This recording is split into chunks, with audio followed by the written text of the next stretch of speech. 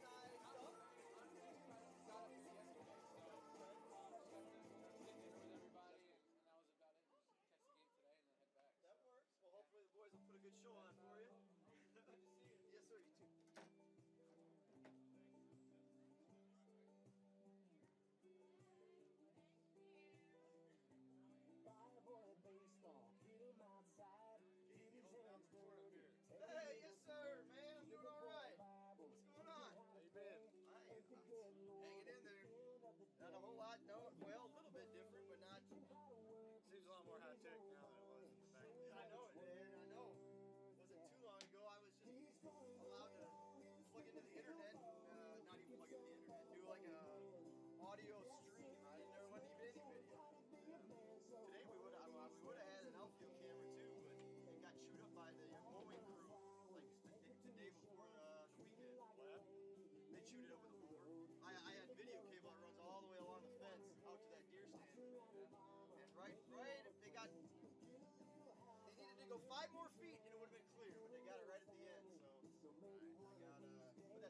But yeah, it's a little different. We just got the tents just came in, and then of course the hitting facility just opened in August. So yeah, big time. How's life? It's good, man. It's good. The real world is treating you well.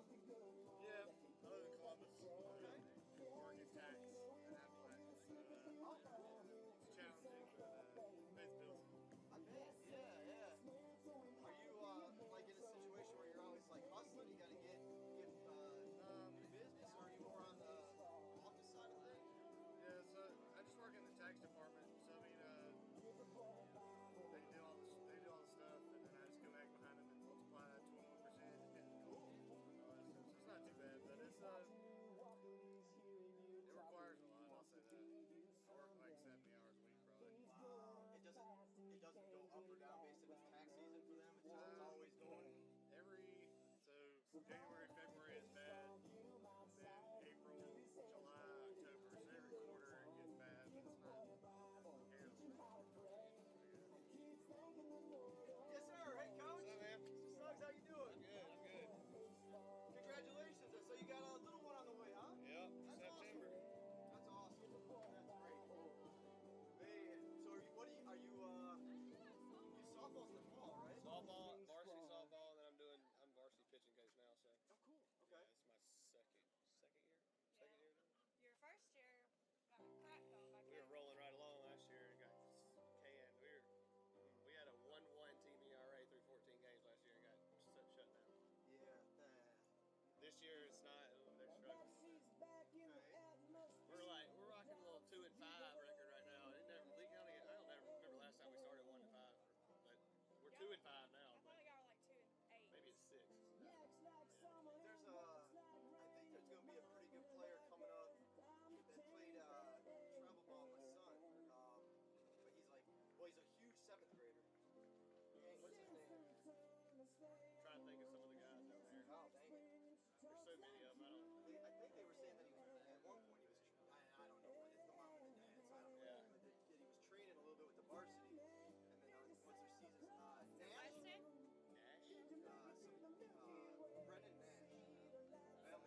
I think I've heard the name, but he don't do nothing with the varsity. No, he's only like 7th grade Right. or something, but he's Yeah, awesome. I think I've heard of his name, but I've never seen him. Yeah, not yet. He isn't up to your level yet. He's got a ways to go. We got some good freshmen, sophomores. Some of the sophomores are about to start cracking in with us. We had my Kennesaw commit through a no-hitter Friday night, so maybe it's a step in the right direction. Yeah, he had 12 Ks. He was dealing. Really? I'm going to prep up here for the ceremony, but thank you guys. Good to see you guys. Good to see you. Enjoy it today. Congratulations, my man. Thank you.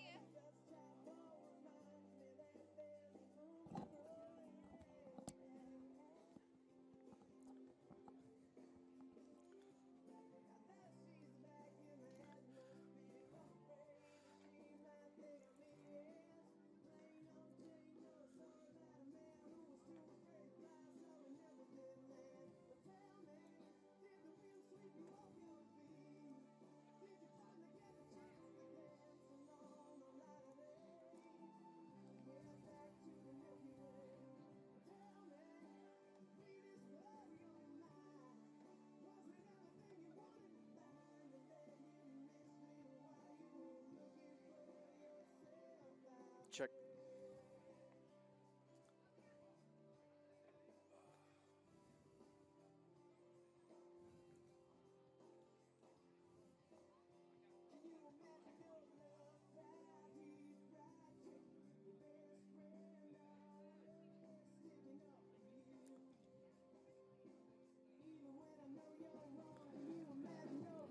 And we'll get our our volume up a little bit back to normal. Thank you to those who are tuned in, ladies and gentlemen, here on the Peach Belt Sports Network.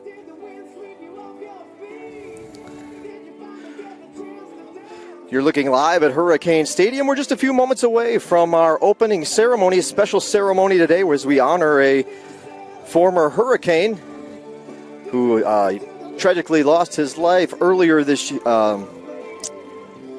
year. And as part of Alumni Weekend, we have a special moment planned to recognize the life and the career of again, former Hurricane Devin Newberry. So everybody's lining up, getting ready to go, and our ceremony will be up and running here in just a moment. Again, thanks for tuning in. Game 3, Hurricanes sweep the doubleheader yesterday afternoon, both in late inning heroic fashion, a walk-off infield single in Game 1, and a bottom of the 8th inning home run solo blast, the difference in the nightcap. So Georgia Southwestern looks to complete the series sweep of North Georgia here this afternoon. Of course, the Nighthawks trying to salvage one game before they head back to Dahlonega and regroup for their next PBC series. It's okay, I'll get DNA.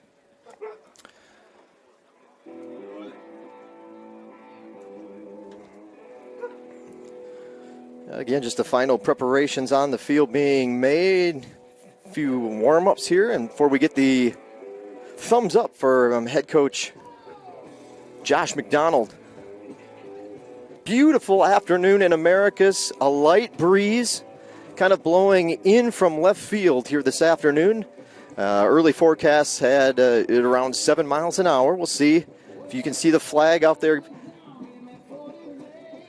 Pretty good crisp snap to it. Not a cloud in the sky. Beautiful blue skies here in Americus. Temperatures were supposed to be around 61, 62 degrees at game time. So a little crispness to the air, but a warm, sunny day. It's a family fun day here at the ballpark. Every Sunday, the Hurricanes are home. We've got the huge, you won't be able to see it, it's right behind your camera, but we got the big GSW inflatable chair that's been a big hit with the kids. Lots of photos and pictures have been taken here at pregame with the Newberry family and all of those that have come to support Devin and be here and support the family this afternoon. And then after the game, the kids will run the bases, so hopefully they'll hang around and I think we're even going to get an appearance from our mascot, Surge, this afternoon. So a fun day. Folks are doing a pretty good job of social distancing out here at the ballpark. I see chairs scattered throughout the left field line, or third base line, rather. There's some that have parked and camped along just outside the fence in the left field, or right field corner, rather. And with that, I got the thumbs up. We're ready to roll. I'll be doing the PA announcing as well, so we'll have double mic duty as we send it down to the field. And a good afternoon, ladies and gentlemen. We welcome you to Hurricane Stadium on a beautiful afternoon here in Americus, Georgia, part of GSW Alumni Weekend. Our pregame ceremony this afternoon will take place on the field, and at this time we would direct your attention to the field where we recognize and honor the life and playing career of former Hurricane number 1, Devin Newberry. On the field here this afternoon is Devin's parents, Greg and Donna Newberry, as well as Devin's fiancée, Emily Blecka. Devin came to GSW as a freshman in the fall of 2011 after graduating from Thomas County Central High School in Thomasville, Georgia. The summer after he signed to come to GSW, he was injured, playing with the Albany A's, resulting in shoulder surgery and being redshirted that first season. He took the field for the first time in the fall season of 2012, and he played 12 games as a freshman. He started at center field his sophomore year and was an outfield starter the rest of his career. Devin was known his entire career for his foot speed, which usually landed him in the leadoff position in the batting order. Back in high school, he was all-region, honor roll, high school scholar award winner.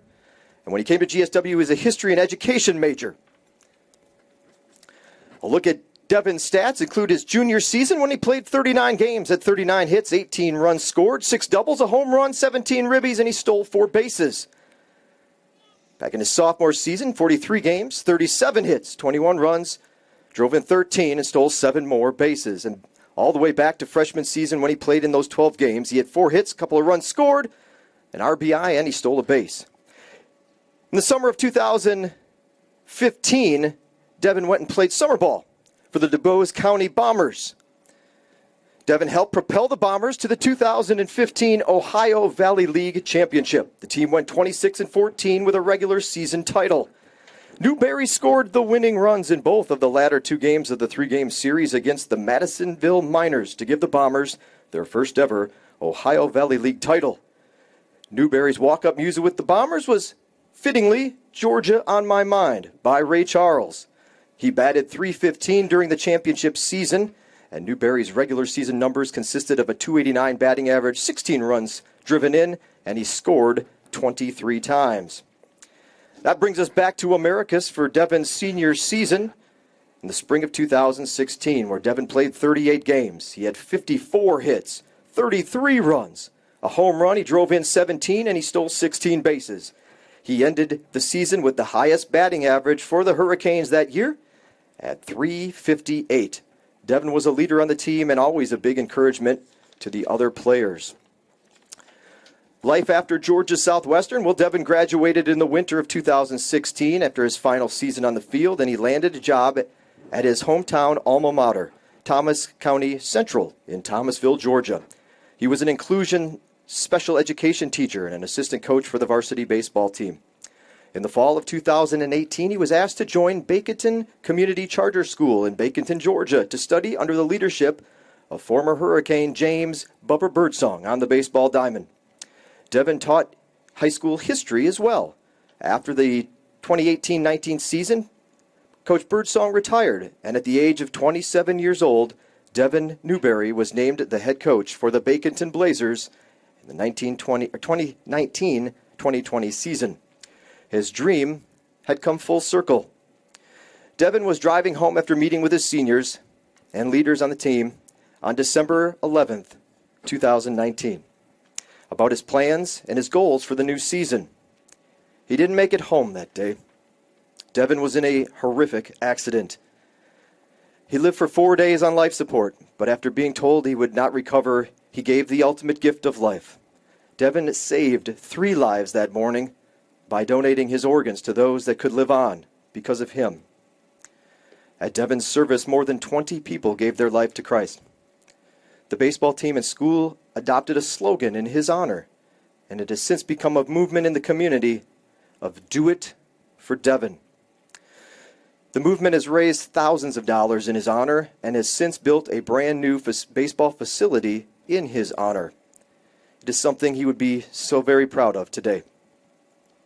Georgia Southwestern Athletic Director Mike Leader described Newberry as a first-class young man who was soft-spoken and a wonderful teammate. He will most miss the way Newberry represented not just the athletic department, but the university in general. Leader called him a great ambassador for the university, for all that the university stood for. He said Georgia Southwestern wants its student athletes to be good in the classroom, in the community, and on in the field. And Leader said Newberry embodied all 3 of those traits. It's a tragedy, he said, when somebody that has such a bright future ahead is taken at such a young age. It's heartbreaking.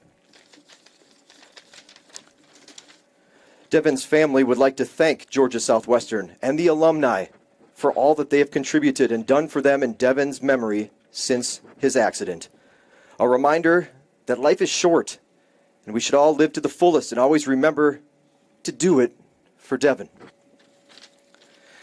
Starting today, we would like to award 1 GSW student per year the Devin Newberry DN9 Scholarship.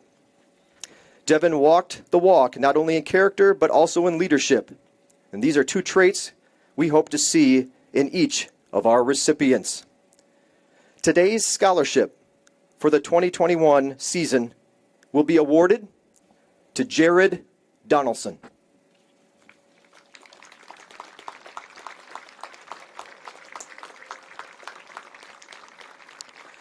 This year's Devin Newberry DN9 scholarship is also awarded in memory of his friend and his cousin-in-law, Ricky Reddick.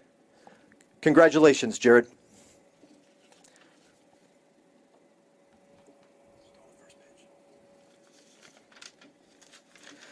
Ladies and gentlemen, if you would please, a warm round of applause for not only a scholarship recipient Jared Donaldson, but the entire Newberry family.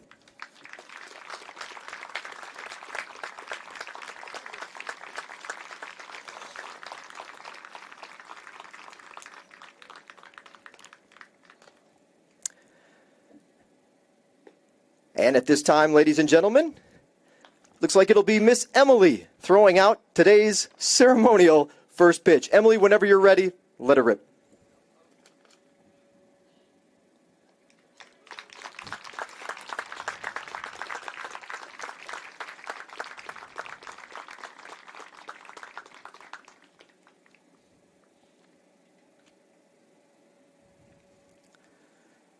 And with that, I'll turn the microphone over to your PA announcer, Christian Griffin, who will get things started here for Game 3, series finale between the Nighthawks from the University of North Georgia and your Georgia Southwestern State University Hurricanes.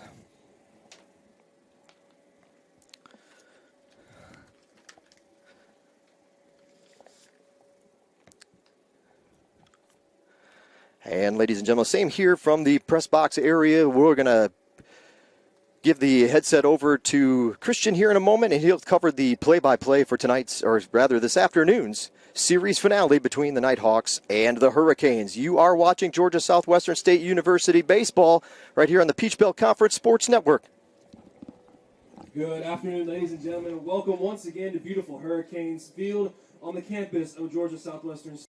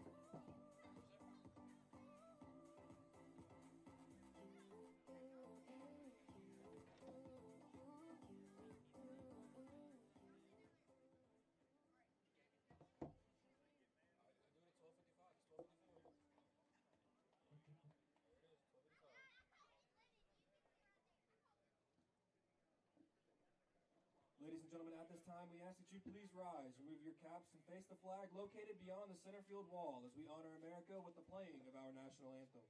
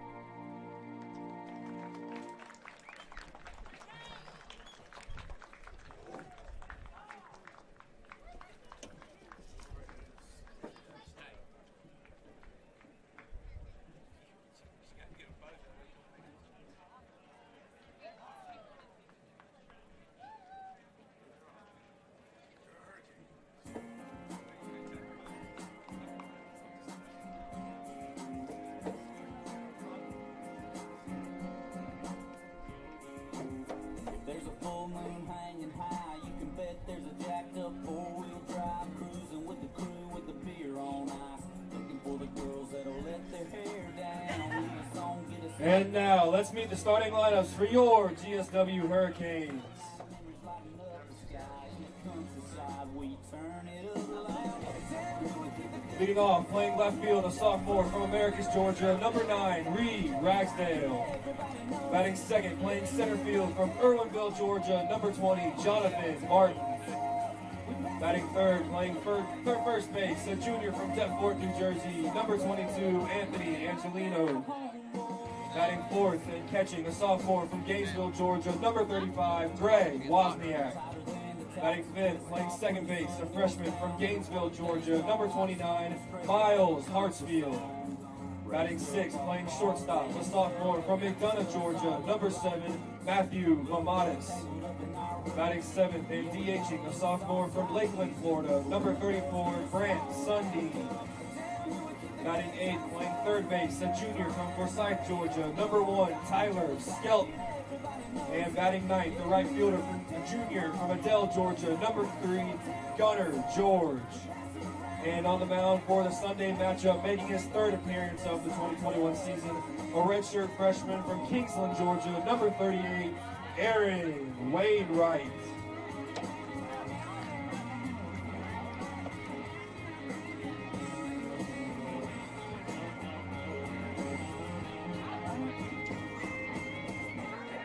If you're feeling fancy and you wanted to hop on that mic so you could do replays and stuff, you're more than welcome.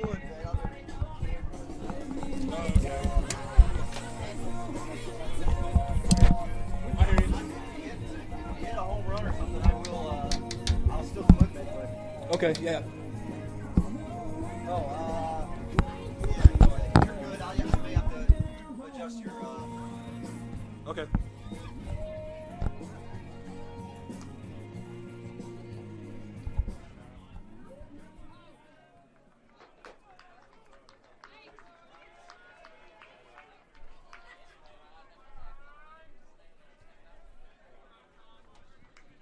Leading off, playing center field, number 22, Cruz Taylor. Good afternoon, ladies and gentlemen, and welcome to Game 3 of UNG and Georgia Southwestern. Aaron Wainwright on the mound and quickly delivers a first pitch ball to the center fielder, Number 22, Cruz Taylor. Once again, my name is Christian Griffin. I'm sure I'll be joined here by Mr. Keith here throughout the game.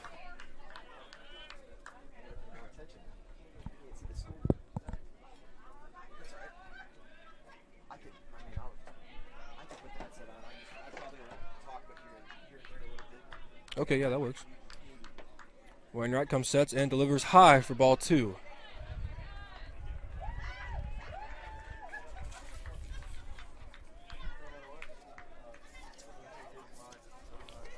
Wainwright, a redshirt freshman from Kingsland, Georgia, transfer from Georgia Southern, delivers a strike. Makes the count 2-1 on the North Georgia center fielder, Cruz Taylor. Wainwright deals and delivers. 2-1 off speed, low and in the dirt. Makes the count 3-1. As Mr. Keith mentioned earlier, a beautiful day here in Americus, Georgia. Hard to ask for something much better. Blue skies, no clouds. Perfect day for baseball. The 3-1 is lifted into center field. Jonathan Martin is camped under it. And we are underway here with 1 out here in the top of the first inning. Now batting, right fielder number 5, Tim Conway. That'll bring up the right fielder for today's Game 3 matchup. Tim Conway. Canes sweeping the doubleheader yesterday, looking to get the first sweep of Georgia Southwestern's Division II history. This could be an incredible day for the Hurricanes. I'd like to wish our men's basketball team good luck as Conway rips a single into left field.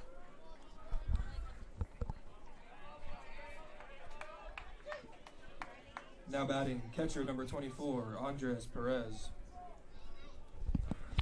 Yeah, we'd like to wish our men's basketball team good luck as they take on Flagler at 4 p.m. in the Peach Belt Championship, as well as the women's softball team taking on Emmanuel this afternoon. So we wish them the best of luck as well. Wainwright pitches to Perez, and Perez lifts it into left field, and that will fall. Conway trying to go from first to third, and Perez will walk in with a 1-out double.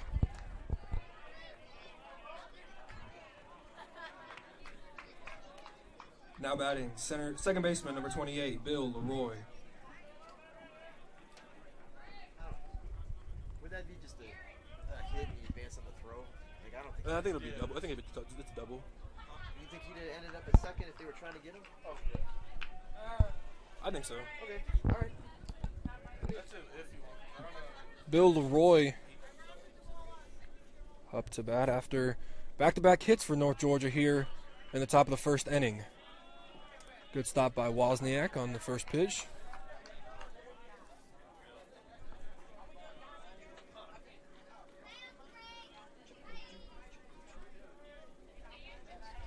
Wainwright looking to get out of a little bit of trouble here early in Game 3.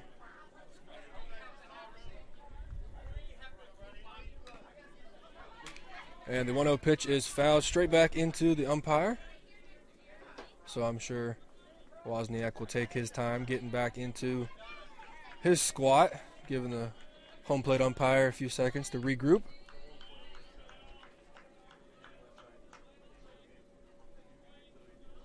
Good crowd here once again for Alumni Weekend and the honoring of Devin Newberry. Wainwright from the windup with a runner on third base. Throws an off-speed and another curveball.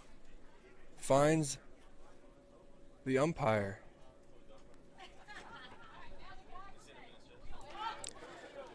Hey, Christian, Devin was a member of the GSW baseball team from 2012 to 2016. Okay, I'm being told that for those that didn't catch the pregame ceremony that we had, sure. and of course if you're watching on YouTube or even on the Peach Belt Network, you can scroll back either later or now or whenever you'd like to, just to slide it back to about 15, 20 minutes before game time, and you can hear about Devin's life and what he accomplished while he was at Georgia Southwestern, and then afterwards. And then, of course, the tragic ending and accident that still led to good in a way, because Devin was able to give his organs to save lives. Wainwright rips the 1-2 pitch up the middle, and Martin's throw from center field will be late, and North Georgia takes an early 2-0 lead on Bill Leroy's 1-out, 2-run single. Now batting left fielder number 30, Brady Eels.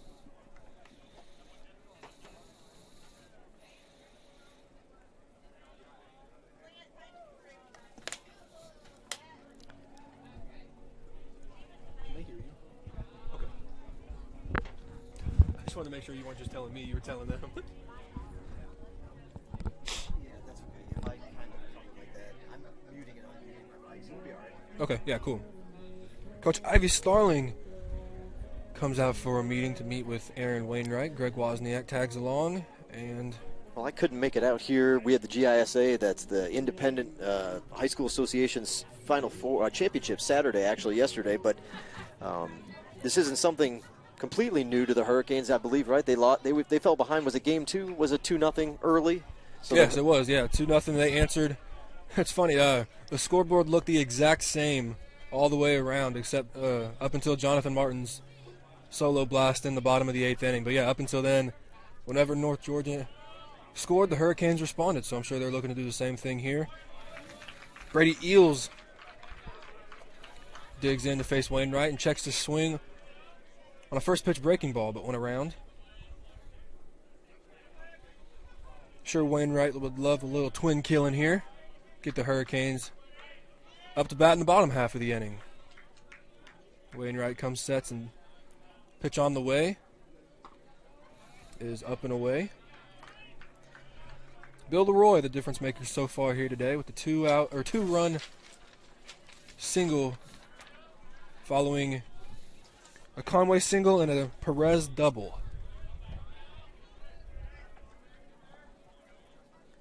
1-1 is on the way and misses away. Makes the count 2-1 on the left fielder, Brady Eels.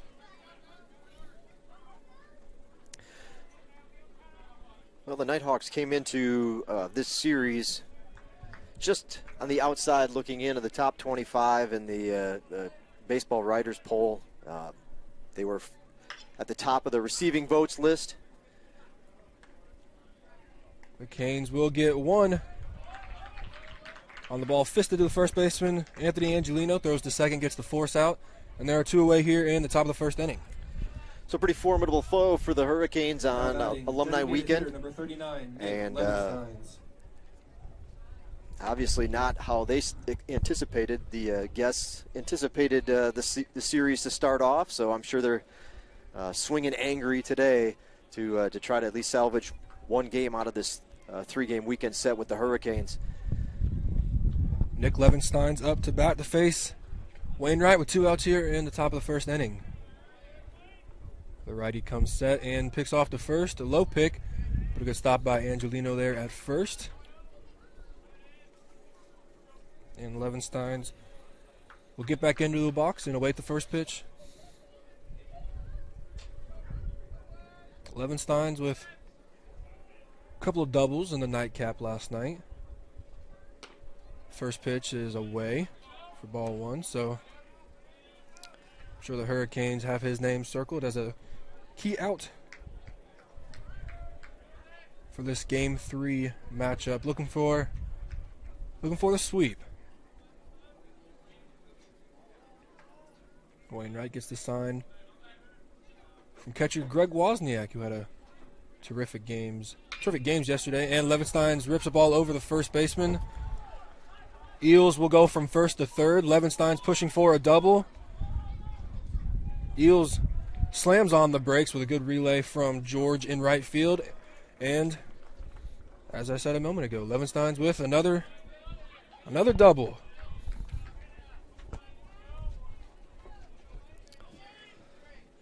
Now batting shortstop number 6, Jake Howard.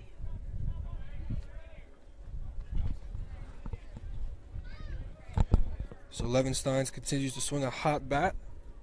Now into the box, shortstop Jake Howard for the Nighthawks with runners on second and third. Wainwright back to the windup, righty on righty matchup. First pitch is on the way. Howard thinks about it but pulls back for ball number 1.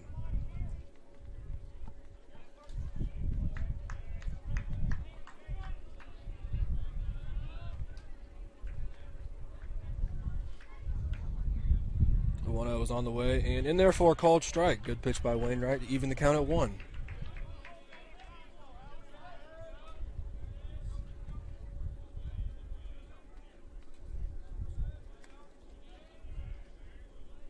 Wainwright looking to get out of a jam here. The 1-1 is lifted down the first base line and will fall out of play. So Wainwright ahead of the count, 1-2 here to the North Georgia shortstop, Jake Howard.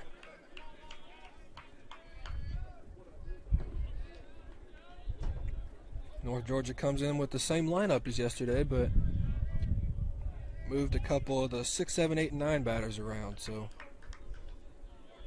I'm sure he's looking to see how the different lineup will react. Ground ball to second base. Hartsfield fires and delivers for out number 3. We head to the bottom of the first inning, 2-0 North Georgia.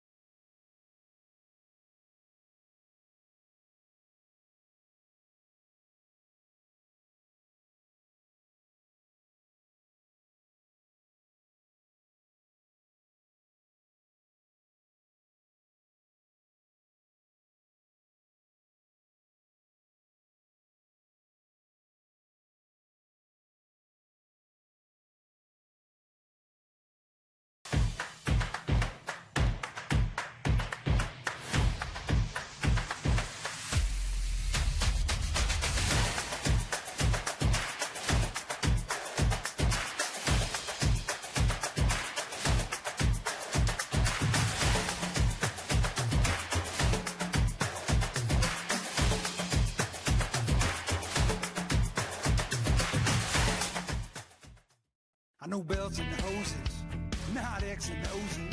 I do O2 sensors, but not defenses. Yeah, I make a right call to keep your car in the game. Don't even need a playbook, it's all in my brain. Fuel injectors, alternators, radiators too. It's who I am, it's what I do. Never know how. Never know how.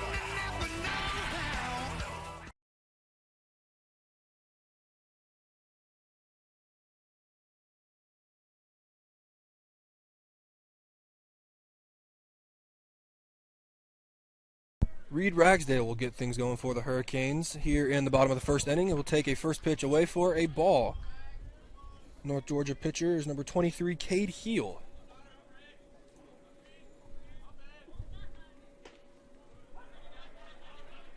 Ragsdale looks at a strike, evening the count at 1.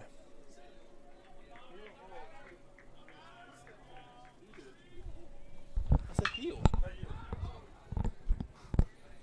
Ragsdale lifts one into center field, draws the center fielder back, Taylor, but Reed will be retired, and there's one out here in the bottom of the first inning.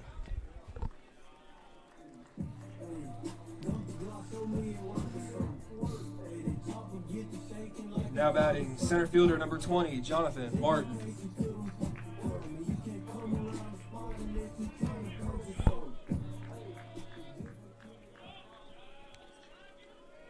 Jonathan Martin digs in, looking to keep things going from last night. Hit a home run in each of the first 2 games. One in the first inning of game number 1, and ultimately the difference maker in game 2 with the Hurricanes winning 5-4 off of an 8th run solo blast from Jonathan Martin. Jonathan quickly gets ahead. 2 balls and no strikes here. And looks at a third.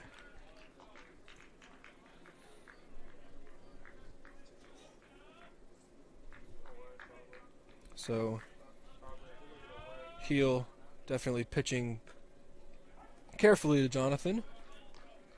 Martin takes a 3-0 count for strike number 1.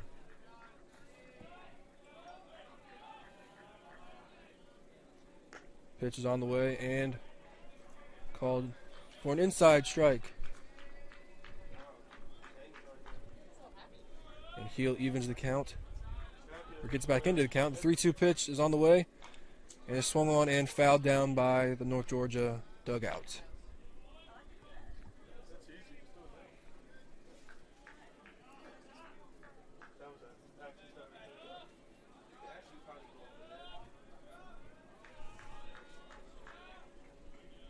Three-two pitch on the way again and taken for a ball. So Jonathan Martin will be the first base runner for the Hurricanes here in the bottom of the half inning.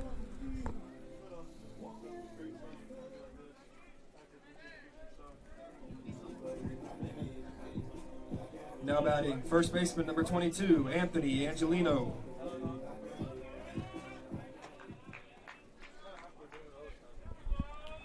Anthony Angelino digs in with Martin on first, and here in 1 out.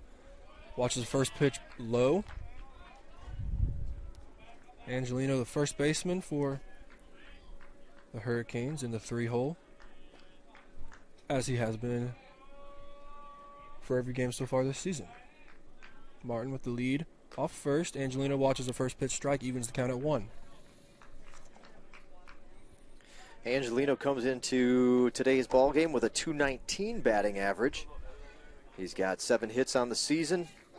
He's played in all 9 GSW games so far. 7 RBIs, which ranks second on the squad so far here in the early part of the season. Heel throws over to Martin. And the 1-1 is ripped down the third base line, but foul down into the Hurricane bullpen. So Angelino behind 1 and 2. Angelino 2 for 3 in the opener yesterday afternoon. Went 0 for 5 in the nightcap. So we'll see if we can. Maybe he likes the sunshine. He does. He loves the sunshine. Heel with a quick move over to first, but Martin in there safely. I'm sure Angelino has to be enjoying this sunshine, being from all the way up in New Jersey. Yeah, I would say so.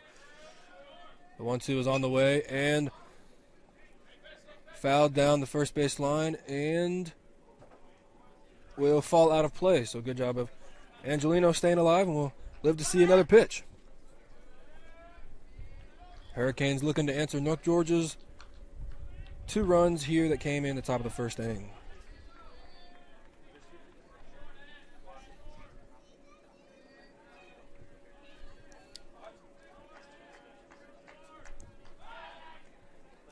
Heel does another quick pick. A good stop by Arnold. Otherwise, Martin would have been running for a while. Still a pretty good assortment of tailgates down out there beyond the left field wall. Hey, as Serge makes his way into the ballpark, you're not going to see him on your camera shot now. 1-2 pitch is a hit and run and works to perfection. Angelino hits it right where the second baseman would be. Martin goes from first to third on a beautiful placed hit and run from Angelino. That couldn't have worked out any better on that play for the Hurricanes. Right where the second baseman would have been playing. Now batting, catcher number 35, Greg Wozniak.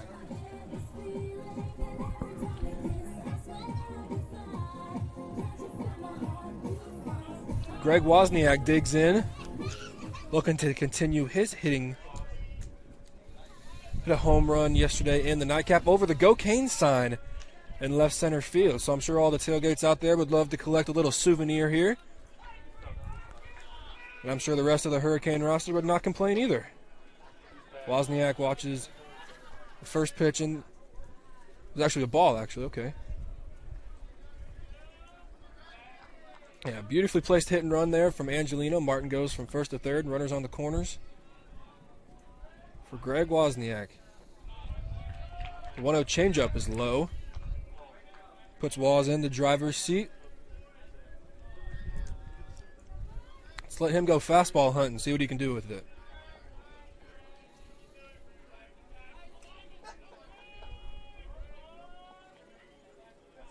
Heel comes set, delivers a fastball. I know what you're saying, Christian. You're saying, could I not see a replay of that hit and run? Well, I think we can make that happen for you. Here's a look at that one. Yeah, it doesn't get more perfect than that.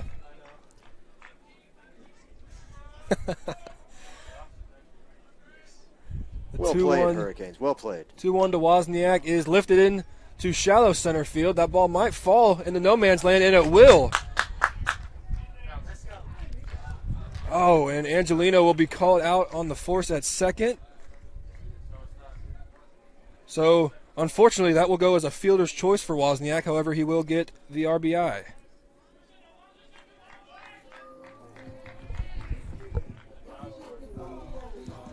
Now batting, second baseman number 29, Miles Hartsfield.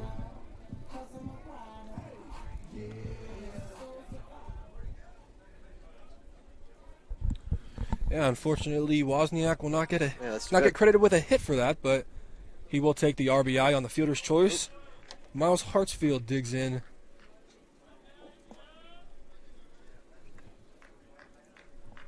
The Southwestern's second baseman, a freshman from Gainesville, Georgia. Pio comes set and fires a fastball high. Makes the count 2-0 on Hartsfield.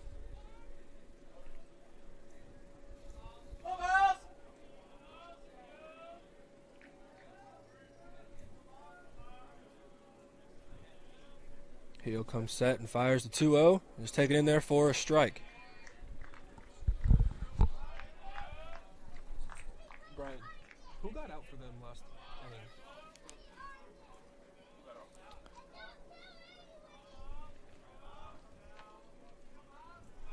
For North Georgia. The 2-1 is swung on and fouled off the catcher's mitt, straight back.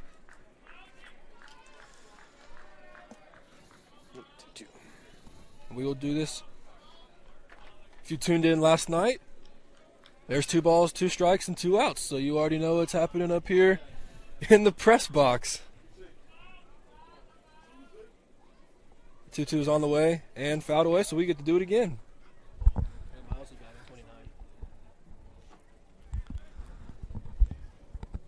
For those that didn't tune in for games 1 and game 2, a little superstition thing.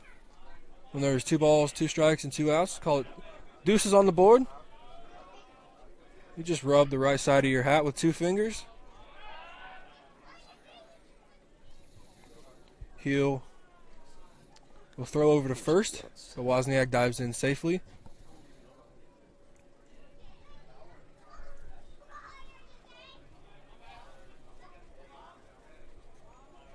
Two balls, 2 strikes, 2 outs. From Heels to Hartsford. Oh, lines right to the second baseman. So the Canes cut the lead in half. We head to the top of the second here on the Peach Belt Sports Network.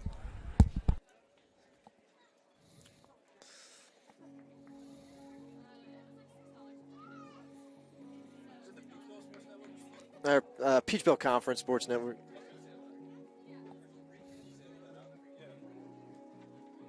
Ooh, shoot. Let's try that. Let's try that again.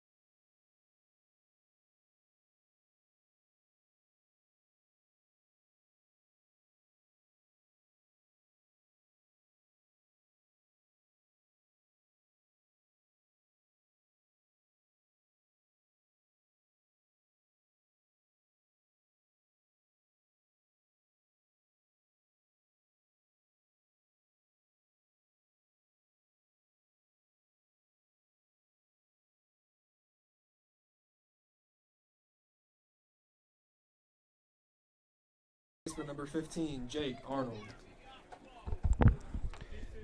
Base hit in the hole. So Howard will reach on the infield single.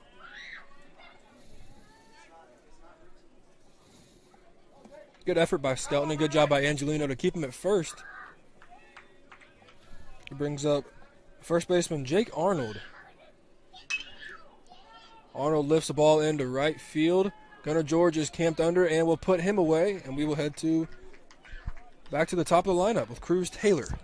Wrong player on the camera shot there. Sorry about that. Golly. Now batting center fielder number 22, Cruz Taylor.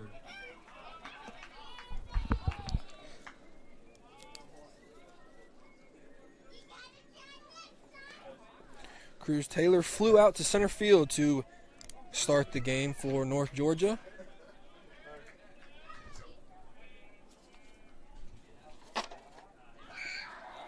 Taylor, a junior out of Lawrenceville, Georgia, Archer High School.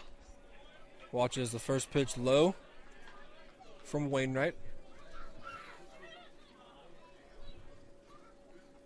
Hardigree at first after the leadoff infield hit. Arnold flew out to right. And Cruz Taylor is now up to bat with a 2-0 count.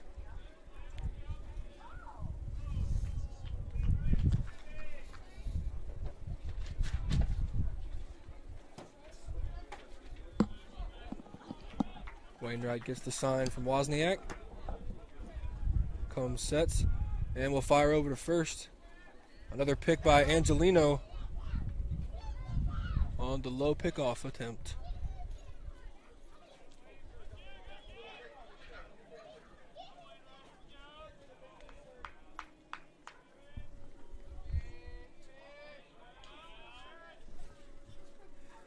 The 2-0 to Cruz Taylor is a 2-0 changeup, and he swings over the top of it. A good 2-0 breaking ball from Wainwright. Gets him back in the count. 2-1 to Taylor.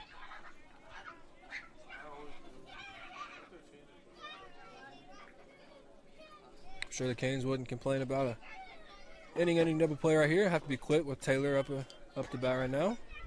Taylor watches the 2-1 missed low, so 3-1.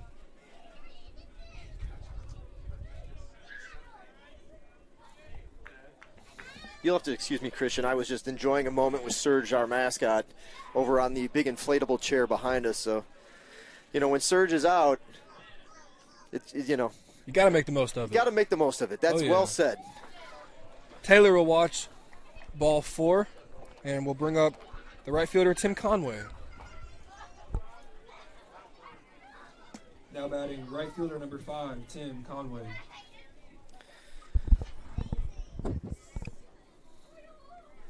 Conway got the action going for North Georgia in the top half of the first with a single through the 6-hole into left field. Conway came into this afternoon's ball game with a .309 batting average. Pretty impressive ops number of 1.076. Watches the first pitch high from Wainwright. He's got 5 doubles on the season as well as 5 home runs. He's driven in 22. Then walked 10 times, struck out 13. It's not a bad ratio from doubles to home runs. The 1-0 pitch from Wainwright to Conway is taken low for ball 2.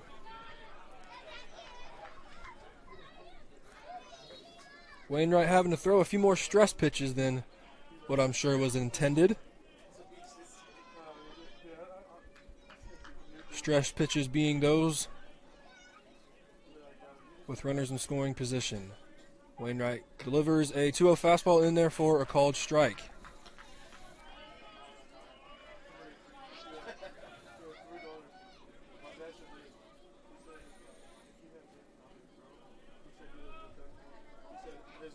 Good crowd here Sunday. Everybody out enjoying the warm weather and some baseball. The 2-1 is check swung. Home plate umpire says that Conway did not go around. I don't believe there will be an appeal, and the count will be 3-1 on the right fielder Conway.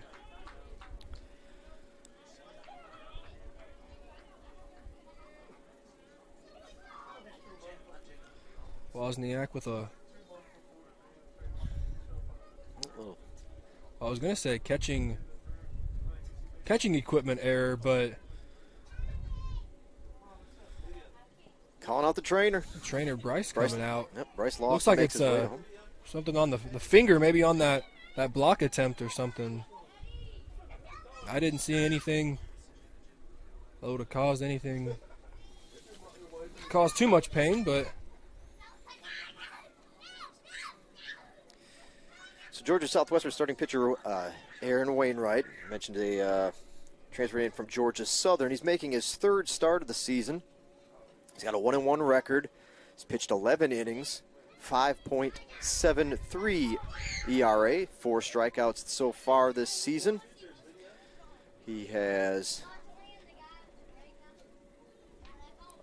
8 hits over those 11 innings, 8 walks as well to go with the 4 strikeouts. A couple of doubles so far allowed this season. Opponents are batting. However, despite some of those numbers, the batting average not bad, a 200 batting average against Wainwright so far for opponents coming into today. But, of course, North Georgia with the fast start, and they've tallied up 5 hits already in the ballgame. 2 runs, 5 hits for the Nighthawks, 1 run on the 1 hit for Georgia Southwestern. Neither side here in the early going has committed an error defensively. I would tend to assume that came on the block. It looked like it might have hit him on the forearm. Trainer came over and was getting Wozniak to extend his hand a little bit, but a couple warm-up pitches, and we're ready to get the action going on a 3-1 count from Wainwright to Conway. I'm sure nothing would take the pain away more than a little 6-4-3. 3-1, however, will be taken for a ball, and that will load the bases for North Georgia's catcher, Andres Perez. Ooh, dangerous hitter here coming up for the Nighthawks. Now batting catcher number 24, Andres Perez. Perez, the son of former Brave Eddie Perez. 283 batting average for Perez coming into play today. Had 2 doubles. Got the one earlier to make that 3 on the season. 6 home runs for Perez. Has driven in 17. He's been walked 14 times, struck out 18. So he's up there swinging and does a pretty good job at it, I'd say. Plenty of Peach Belt Conference accolades throughout his career for Perez. Good stop by Wozniak. Evens the count at 1. Perez doubled down the left field line and in the top of the first inning, put Conway at third and ultimately scored the second of the North Georgia's 2 runs here in the top of the first inning. Wainwright delivers a fastball inside. Hear a couple of the Nighthawks screaming, "Wear it," as that would have resulted in the 3rd run of the game for the Nighthawks.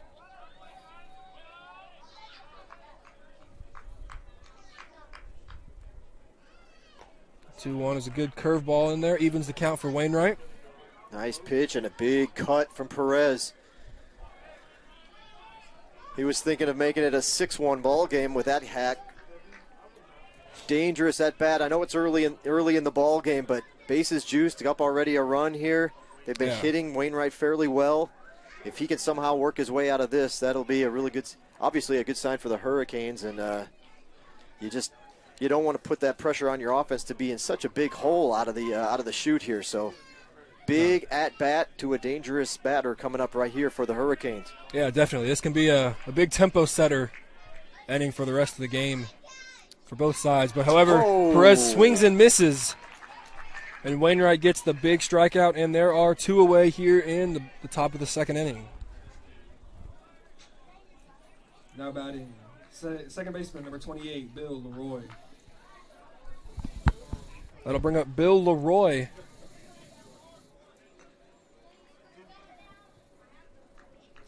Leroy with the RBI single and the 2 RBIs. Here being the sole contributor for North Georgia. Watches the first pitch in there for a strike. Big strikeout there from Wainwright to Perez. Sure was. Doesn't get much easier, however, for Wainwright as Leroy comes in with a .315 batting average, 7 doubles. Only been struck out. Check swung. And has only gone down on strikes twice this season. And I appear that he did not go on that check swing. But a big strikeout as the infielders are no longer having to play in double play depth. So a little more ground to cover. Good 1-1 curveball from Wainwright. Gets gets Leroy to swing over. And Wainwright in control, 1-2. Like you said, Mr. Keith, would be huge to get out of this inning without any damage.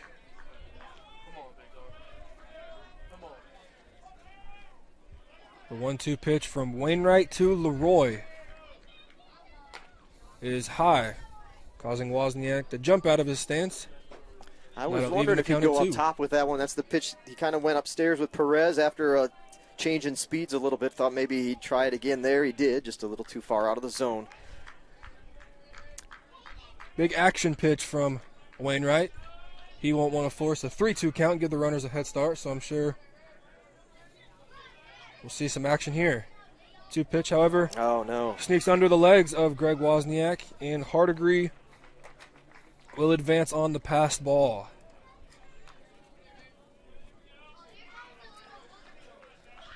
The other 2 runners will advance as well, so 3-2 count on Leroy with runners on second and third. North Georgia taking a 3-1 lead.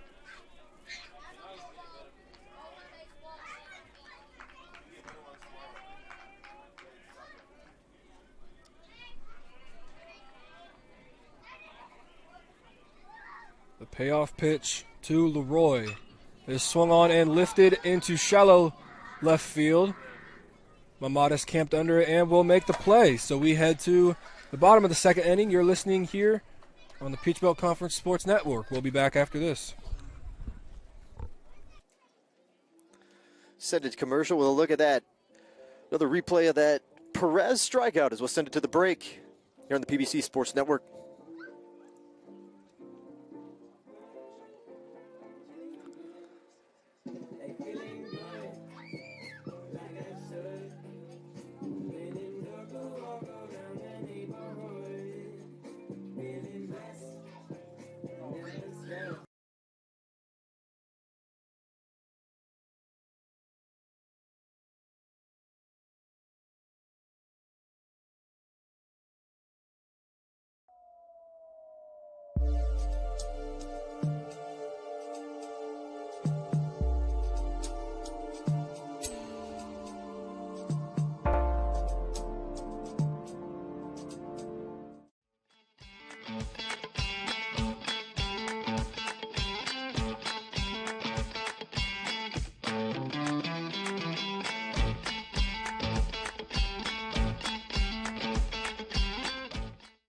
Try an Immune Builder smoothie. With 800% of your daily vitamin C, it's just what you need to rule the day.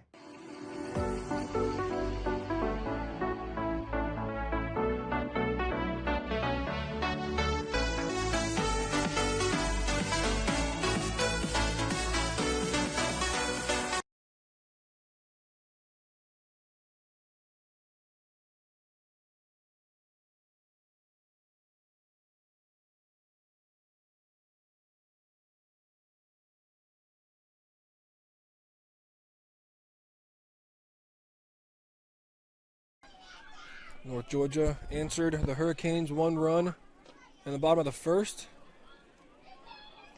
So the Hurricanes down 2 here. Amadas takes a low fastball, but unfortunately called a strike. And Amadas will be down quickly on 3 strikes.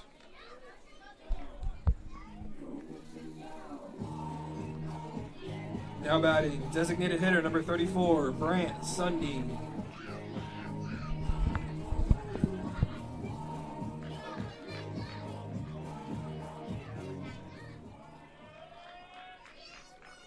That'll bring the big swinger, number 34, Brant Sundin, to the plate, and he will rip a ball into left field, and that will fall, and Sundin will have a single to get the party started in the bottom of the second inning.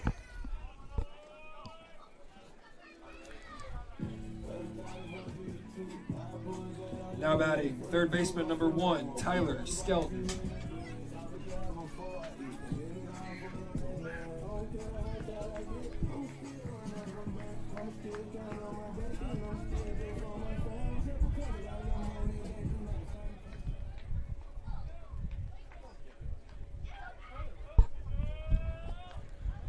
It brings Tyler Skelton to the plate, the third baseman for the Hurricanes, and he will watch a first pitch inside for a ball.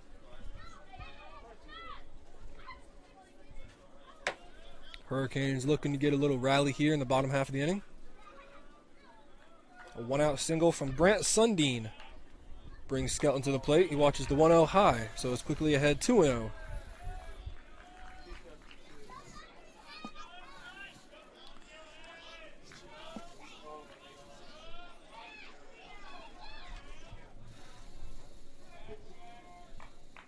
Skelton awaits the 2-0 pitch and is in there for a called strike.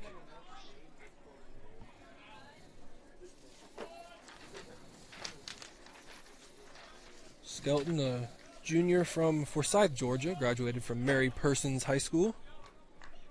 The 2-1 is on its way and is fouled back over here by us at the PA tent.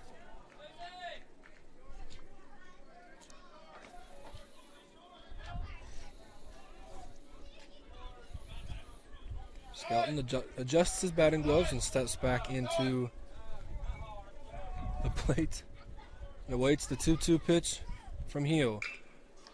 It is hit back and up to the pitcher, and the Nighthawks will get an inning-ending double play, so nothing doing for the Hurricanes. We will head to the top of the third inning.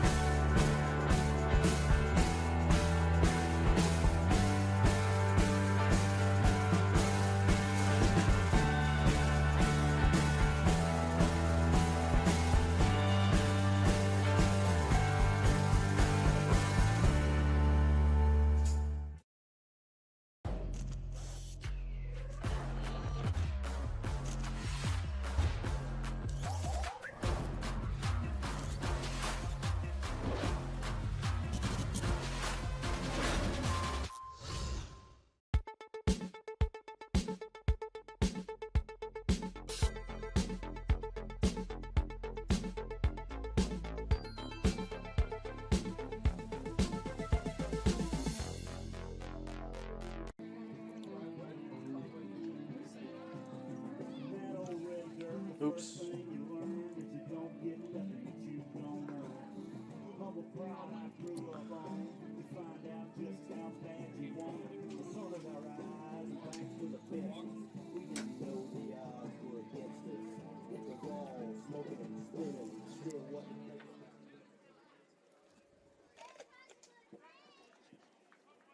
Leading off the top of the third inning, left fielder number 30, Brady Eels.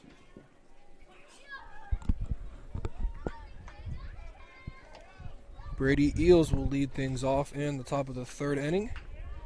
Eels hit into a fielder's choice.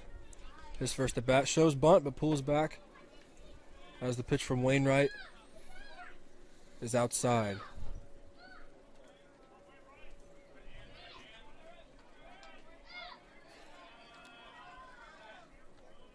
Wainwright delivers the 1-0 pitch high.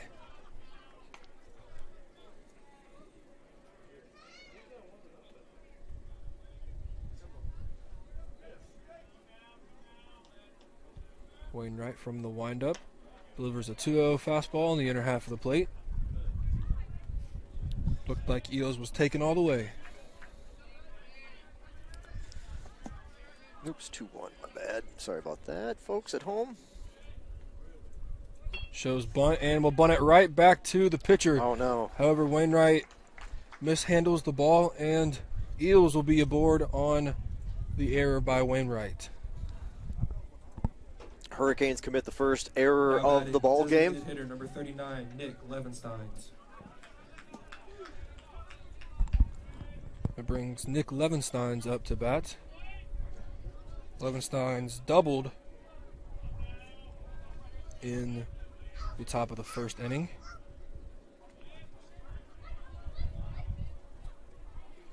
Comes in to the series swinging a hot bat and kept it going. Don't forget, fans, you can follow your favorite player or team through the live stats feed that is also available. Here for today's broadcast, go directly to the website at gswcanes.com. gswcanes.com, our website. Go to the schedule portion. If you're on a mobile device, there'll be a little calendar in the top right corner you can click on. Otherwise, if you're on a desktop, just find a baseball and on the main tab and then schedule, and you'll find today's ball game video link obviously there, but you're watching already today, so you have done a good job there. This ball hit hard to right center field on the run. It's going to split the defenders and set up a stand-up double. And Levensteins with yet another two-base hit. Seems like he's been finding second base about every single time he comes up to the plate. That ball hit hard into the gap in right center. Sixth hit of the ball game for the Nighthawks. And that now might do it lead for Wainwright.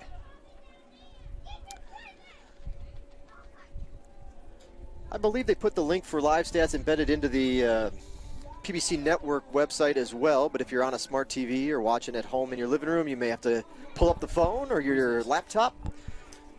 Follow your favorite player or team here this afternoon. Those links are also available. All kinds of options on the PBC Peach Bell Conference website, as well as the North Georgia baseball schedule on the Nighthawks website as well. Pitching change for the Hurricanes. Christian will tell you more about it here in just a moment.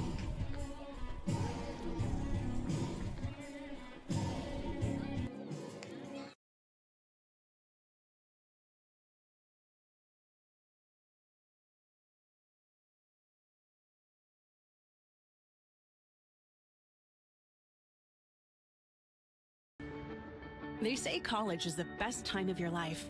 But what about what comes next?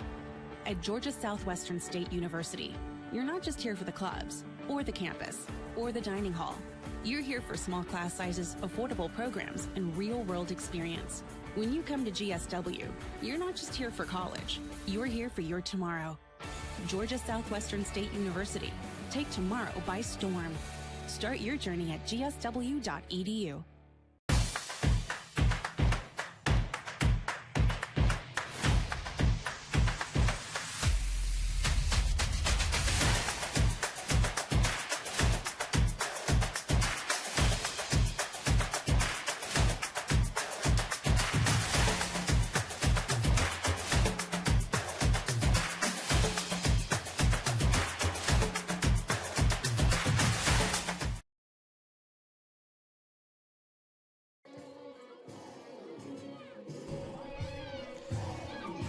So freshman Colby Gordon comes on the hill to relieve Wainwright.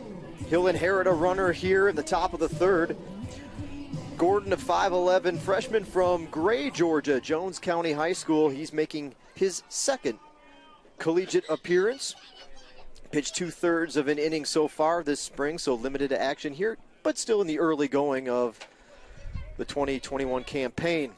So we'll see what Gordon can do as he again inherits a runner in scoring position off that last double. Bunt laid down is going to roll just foul.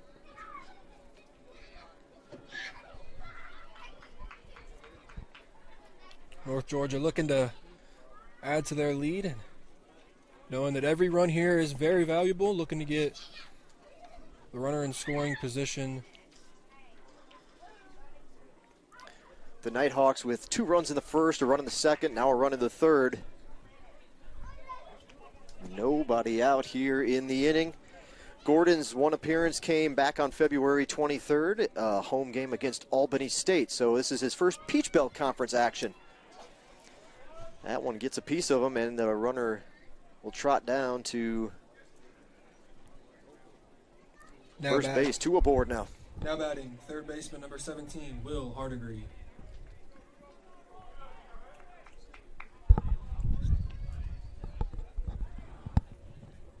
That'll bring up Will Hardigree to face Colby Gordon. Hardigree singled in his first plate appearance. If Howard tended to show bunt with a runner on second, I would believe that Hardigree would do the same, and he does, but he takes the first pitch low for a ball. Hardigree, a 192 batting average. Heading into play today. He's played in all 14 games for the Nighthawks. 10 hits, 1 double. He does have a home run. He's driven in 11 so far this spring. Hardigree shows bunt, and it hits him in the box. He does have 1 sacrifice on the season. I'd like to keep that number the same. Yes.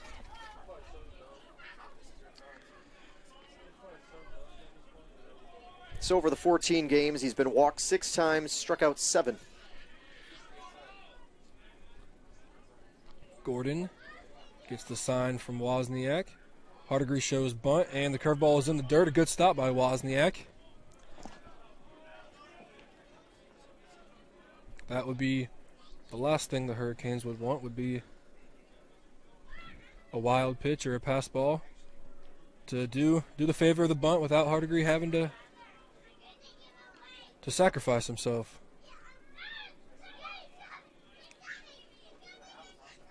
Hardigree shows bunt very late. Don't believe he even got the bat in the zone in time. And Gordon fires a fastball on the outer half to even the count here at 2. It'll be interesting to see what the third base coach decides to do with Hardigree here, knowing that a bunt foul here would result in a strikeout for Hardigree. There was a lot of pointing to the helmet and the elbow. We'll see. 2-2 is hit to Angelino, and off the edge of the bat with some funky spin, and Hardigree will be rewarded with an RBI single. Now they're going to send him from third. Nope, they pulled it back. The throw was high, but the runner had already gone back and was only about a step away off the bag.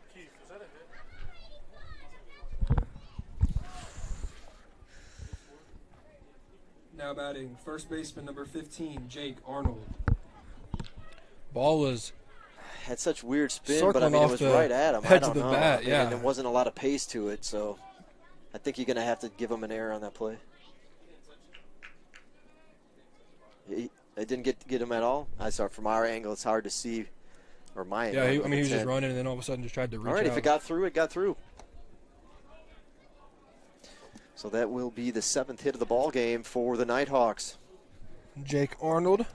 Get your score and your batter situation all set up here. Arnold watches a first pitch curveball. Runners are at the corners for the Nighthawks.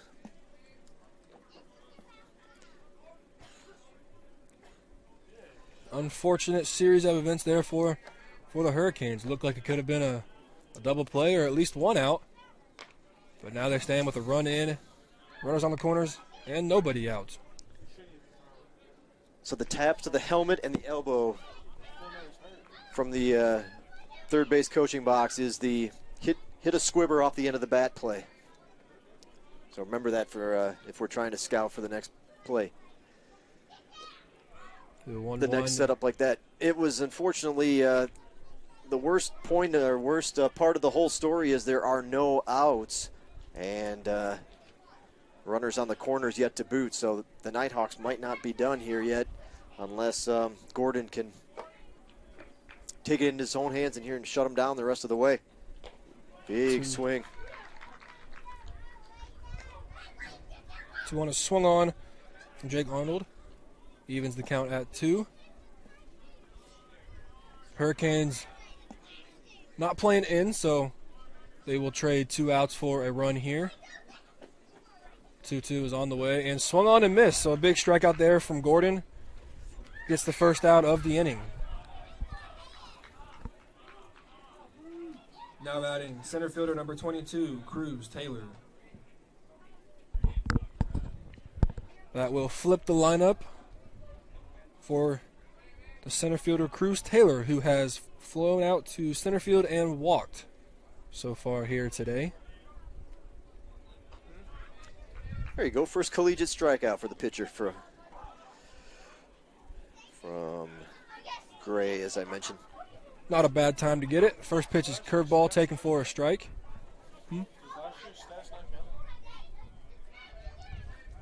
Let's say that again. Does last year's stats not count at all, like in the books?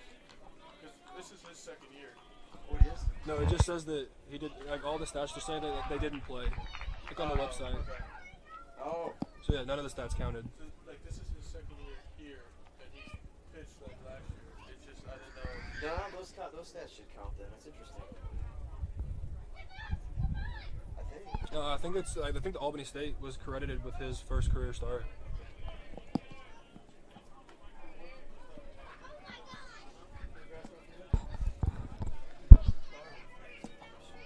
Golby. I'm sorry, I got something in my eye. Gordon with the 0-2 count on the leadoff batter, Cruz Taylor. And a good 0-2 miss. Tried to get him with the backdoor curveball. Just stayed out just a little bit. Count now 1-2 on Taylor. Howard on third. Cardigree at first. Cruz Taylor hits a dribbler down the first base line and will be foul. Picked up by first baseman Anthony Angelino. And we will do the 1-2 over again.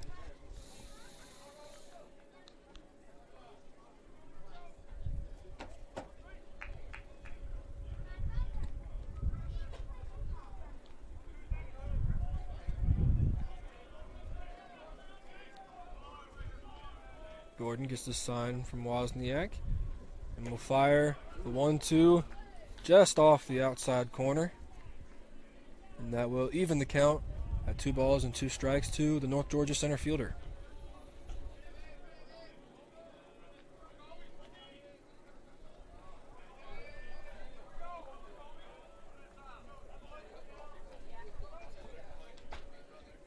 Two is swung on and missed. So Colby Gordon with back-to-back strikeouts here in the top of the third inning.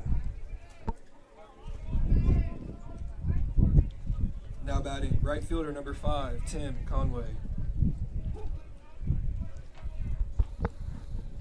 Little wind gust here, having to hold on to all of our papers.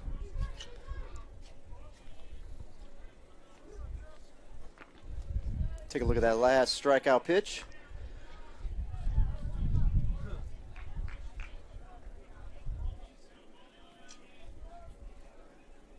Gordon fires the first pitch inside for a ball to Conway.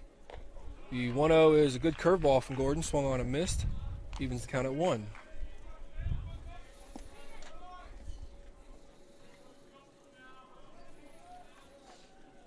Two big strikeouts from Gordon to the previous 2 batters. Gordon could do a good job of limiting the damage for the Hurricanes offense. The 1-1 is a good changeup in there on the inner half, called a strike by the home plate umpire. And Conway is in a hole 1-2.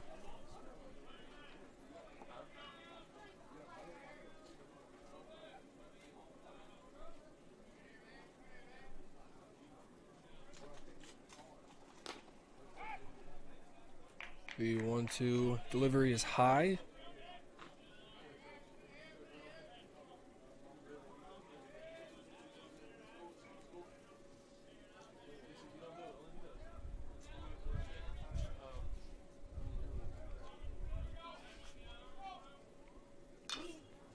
The 2-2 is fouled away. Conway got just enough of that to hang around to see another pitch from the relief pitcher, Colby Gordon.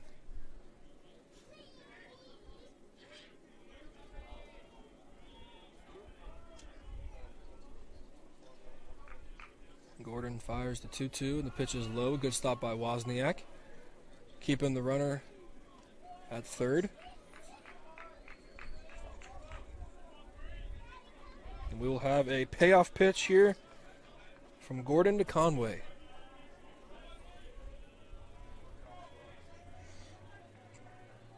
The runner Hardigree at first will get a running start. As he does, and is swung on and missed. So yes, Colby Gordon with 3 big strikeouts here in the top of the third inning.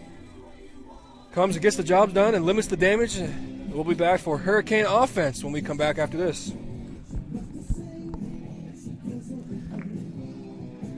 I think that's worth a little peek. Let's watch that inning-ending strikeout from Colby Gordon.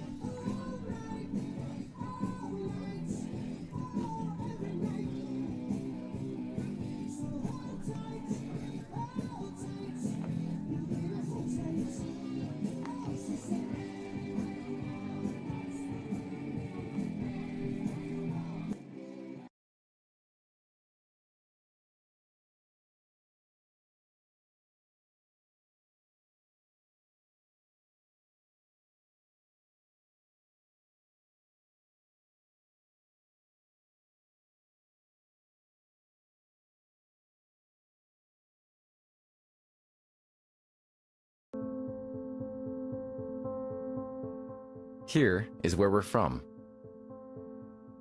Here made us who we are.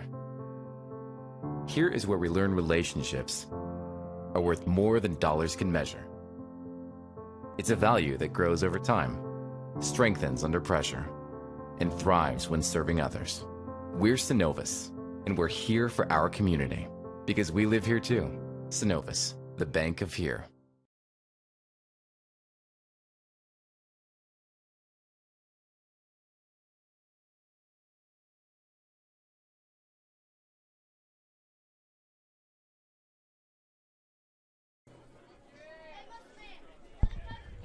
Gunnar George will lead off the home half of the third inning with a foul ball. The right fielder played in game 1 yesterday. Georgia Jr. from Adele, Georgia. Watches the 0-1 miss outside for a ball to the Hurricanes right fielder. The Hurricanes right fielder watches the 1-1, also miss outside for a ball. Oh, thank you.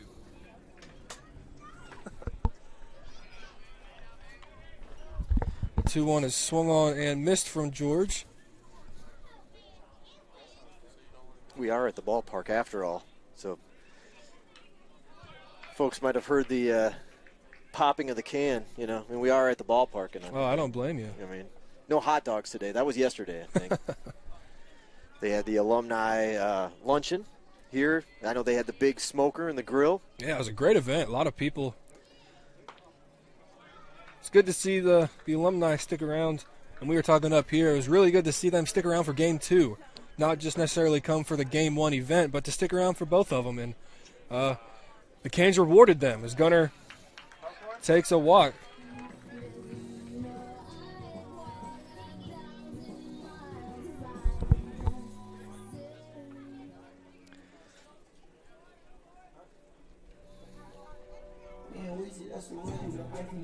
Now batting, left fielder number 9, Reed Ragsdale.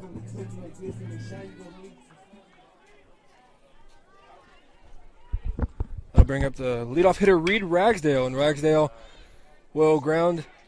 Oh. It will ground to the shortstop, and George will be called out on the fielder's choice.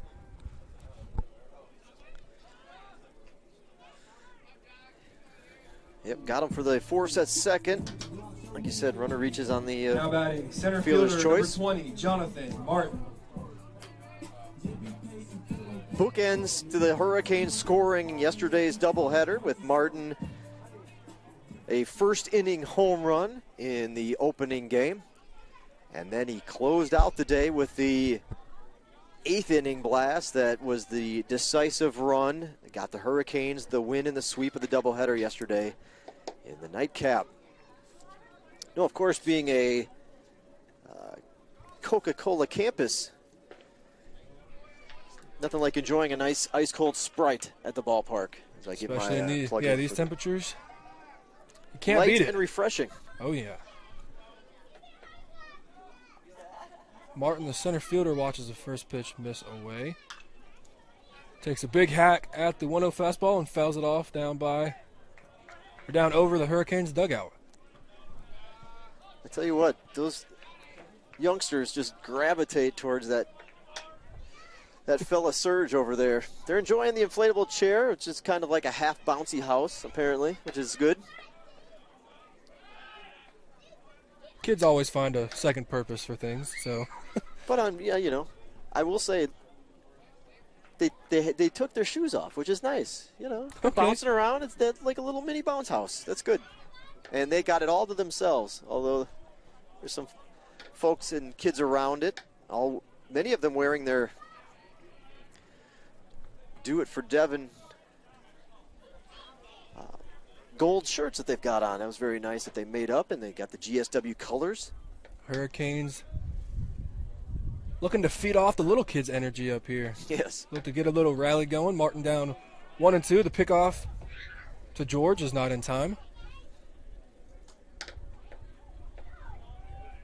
Hurricanes with a subtle 2 hits here through 2 1/3.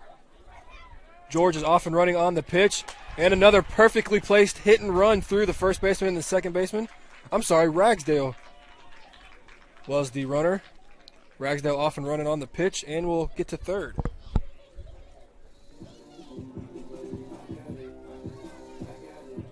Now batting, first baseman number 22, Anthony Angelino. Take a quick peek at that base hit from Martin. Found its way through the hole, hopefully. Never know if it's going to go, how slow it's going to be or how fast it's going to be. As he pulled that one, you could already see Ragsdale almost on his way to, almost at the bag at second base already. Brings up Anthony Angelino. Angelino singled his only plate appearance so far, so look to have that on repeat here today. Swings over a first pitch changeup from the North Georgia pitcher, Cade Heel. North Georgia got into the Canes bullpen early today. I'm sure the Canes will be happy to do the same thing here. Martin with a big lead over at first. Close call, but dives in safely on the pickoff. Been thrown over there a lot when Martin's been on first. Yeah, he has. Last time he reached, they were over there 2 or 3 times as well. Angelino with the 1-0. Looked to be a pitch out there.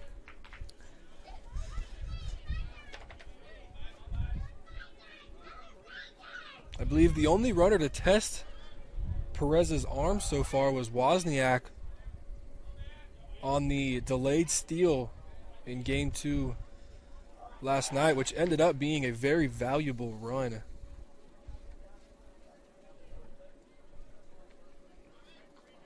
But other than that, the arm has not seemed to be tested, looking to see if Martin will be looking to do that here.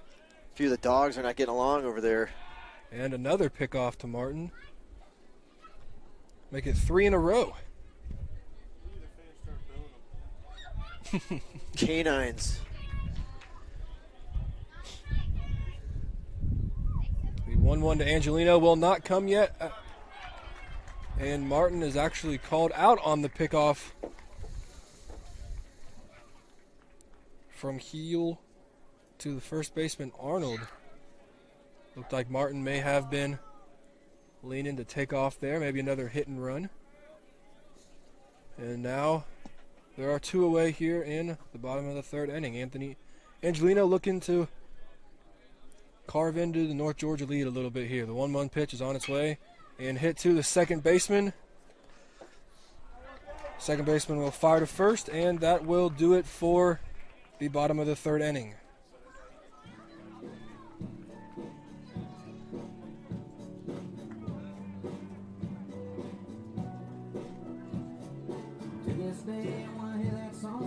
see you standing there on that lawn. This gal said it's snowball town. Lift flies and cut off the lawn. Let's see what this is. What is this right here? We'll keep it here for the break. Throw the mute on here just for a second. And we'll be back in a second with our broadcast here on the Peachville Conference Sports Network.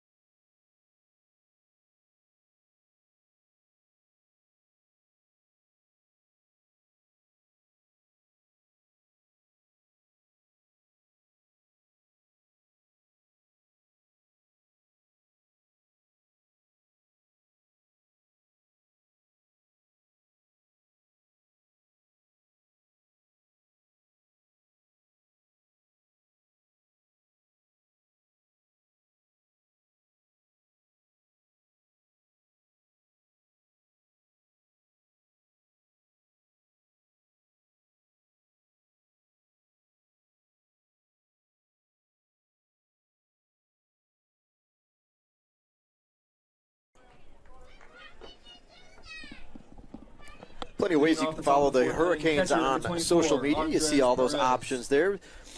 Big thing if you want to go directly with the team for baseball. And you've got to go follow them on Twitter at GSW_baseball. Otherwise, the athletic department links were listed there as well. Pretty easy to remember for those that are in Twitter or YouTube users. We're actually simulcasting this broadcast. Not only is it on the PBC Sports Network, but it's on our YouTube channel as well. YouTube and Twitter users can find us at GSW Athletics. Altogether, all one word, GSW Athletics. Facebook and Instagram, it's a little bit different. You saw that on your screen. GSW Hurricanes. Again, altogether, all one word, GSW Hurricanes. Follow us on at least one of those platforms. You get behind-the-scenes information and news, breaking news. That's usually the first place it'll go is up on the social media accounts. So just log in and connect with us on one of those platforms if you're a Hurricane fan. Colby delivers to Andres Perez.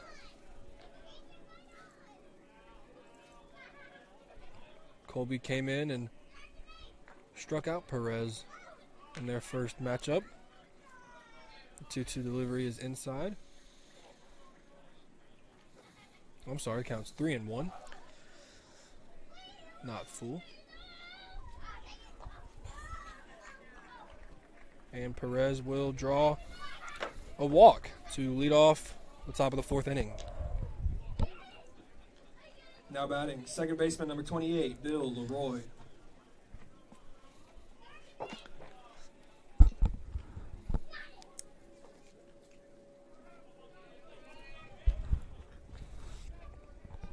That brings Bill Leroy to the plate. Leroy with a 2-run single in the first inning and a pop out to the shortstop in the second.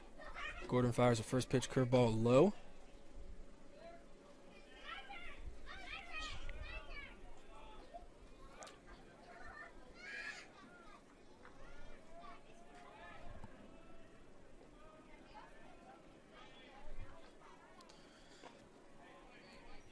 Leroy watches the second pitch. Fastball also low.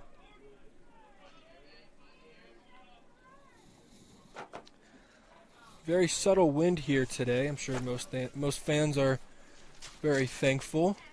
As yesterday it was blowing hard from left to right. The 2-0 pitch was also down in the zone. So Leroy not having to do too much with the bat so far this at-bat. Watches the first 3 pitches miss the zone and is ahead 3-0. Perez led off with a walk. And Leroy also works a 4-pitch based on balls. Now batting, left fielder number 30, Brady Eels. That's going to draw a visit from Hurricanes head coach Josh McDonald. He's glancing over his shoulder, looking down the line, and he will indeed make a pitching change. So the Hurricanes will go to the pen one more time. We'll introduce you to the new pitcher here in just a moment. Pitching change for Georgia Southwestern as they trail 5-1. Who's this?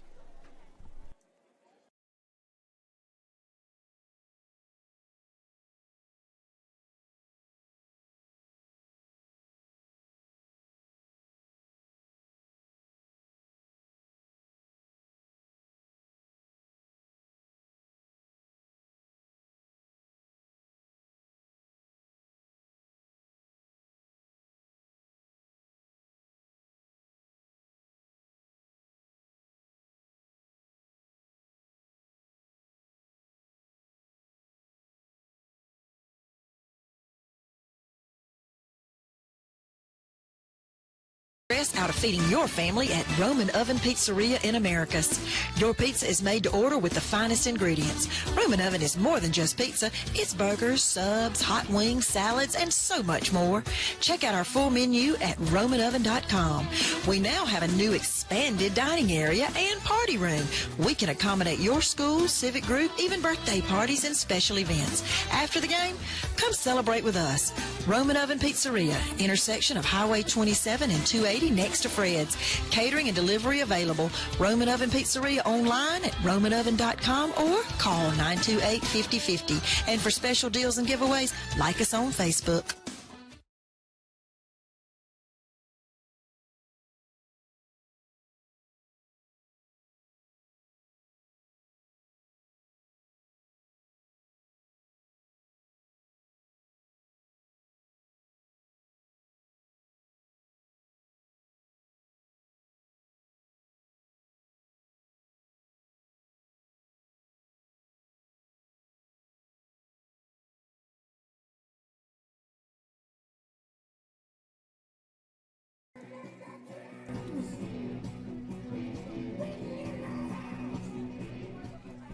So the Hurricanes again make that call to the bullpen. Christian, who we got on the hill for GSW? We have the non-COVID freshman Hayes Stills. So I guess a true freshman rather than the freshman that were here last year, looking to make his first collegiate start on the mound for the Hurricanes. His first batter is the left fielder Brady Eels, who was 0 for 2 on the day.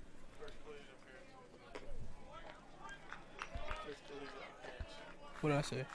Oh, first collegiate appearance, not first collegiate start. 5'11", again, true freshman from Pelham, Georgia. Gets to come in and immediately work from the stretch. 2 leadoff walks to Perez and Leroy is where we stand.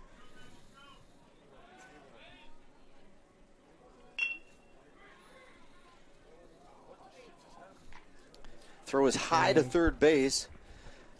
Stills fielded the bunt and was ready to fire to third, but stepped on his own cleat and slipped, and the bases are now loaded with nobody out. Now batting, designated hitter number 39, Nick Levensteins.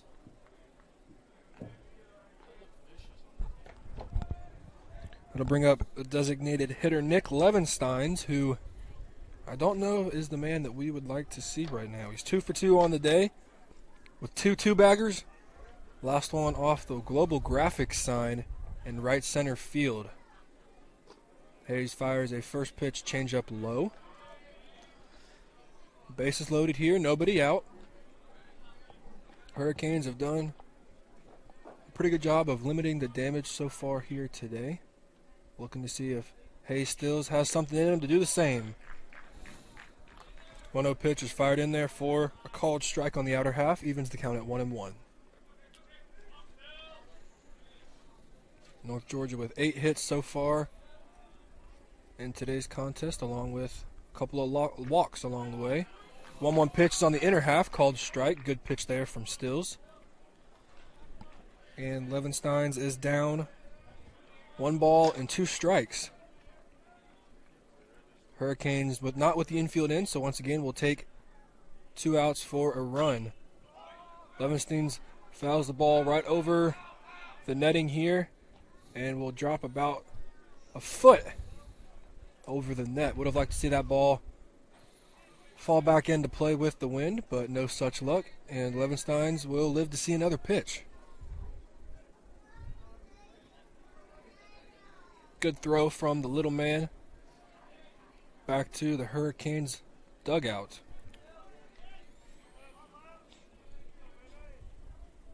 The 1-2 from Stills to Levensteins is swung on and missed, so another big strikeout there from the Hurricanes, this time by Hayes Stills. Comes in and gets his first collegiate strikeout, so good for him. Now batting, shortstop number 6, Jake Howard. That'll bring up Jake. That'll bring up the shortstop, Jake Howard, and Hayes Stills works out of a jam. A line drive to Tyler Skelton. And the third base, runner on third, a little bit too far off. I'd like to see a replay of that if we got it, Beautiful. Mr. Keith. But in fact, I have it. Let's cue it up. What a play from Stills, and a heads-up play by Skelton in the hot corner to not only get one out, but two as well. See how that one turned out. She had to move the camera quick. I'm curious to see. Big double play to end the inning as the Nighthawks had the bases loaded with nobody out, and they come up empty. First half inning of the ball game where the Nighthawks have not scored a run. Let's take a look at that inning-ending line-out double play.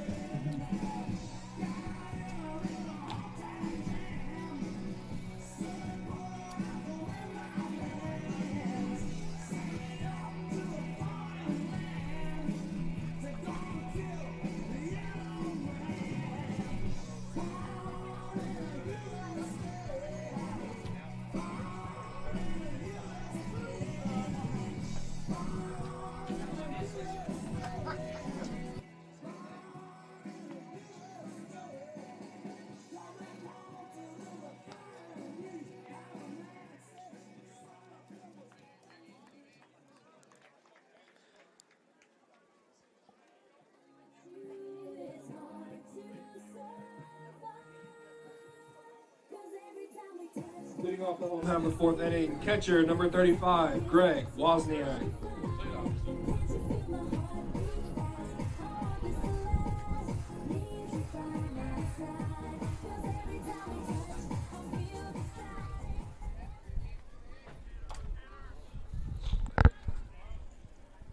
Greg Wozniak will lead off the fourth inning for the Hurricanes. Wozniak with the lone RBI. On a fielder's choice that is not seen too often, a 9-6 fielder's choice. Wozniak had himself a pretty nice double header yesterday. 3 for 6, drove in 4, was walked 4 times, and had a home run. 0-1 is fouled over by us. Where did his home run go yesterday? Over the Go Canes sign. Okay. And it might have taken a bounce into the road because that ball was tattooed. The 0-2, however, is swung on and missed. Throw down to first will be in time, and there will be one away here in the bottom of the fourth inning.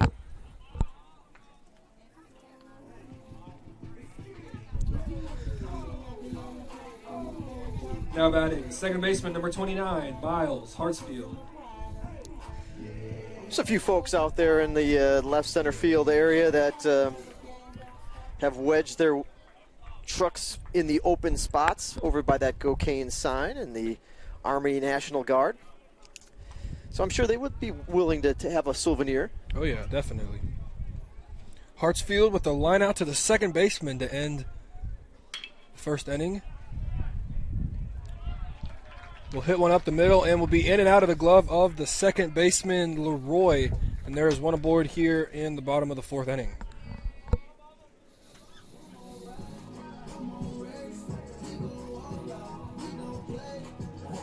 Now batting, shortstop number 7, Matthew Mamadis.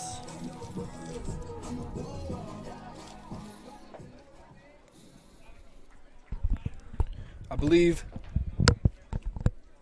The official ruling from the PA tent will go down as an error. Mamadis' first pitch is chopped to the third baseman. Fires to first to get Mamadis, and they are quickly 2 away.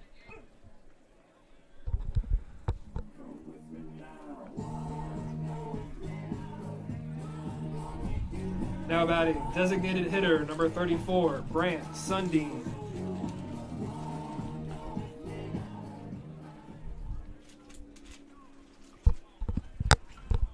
Hits have not been at a premium for the Hurricanes. However, Brant Sundin does have one of the 3. I'd like to see another one here. Get the Canes another run. Speedy Hartsfield at third. I would tend to believe that any ball hit into the outfield will score Hartsfield from second base, especially with 2 outs, running on the swing of the bat. First 2 pitches to Sundin are outside. The transfer from Florida Gulf Coast.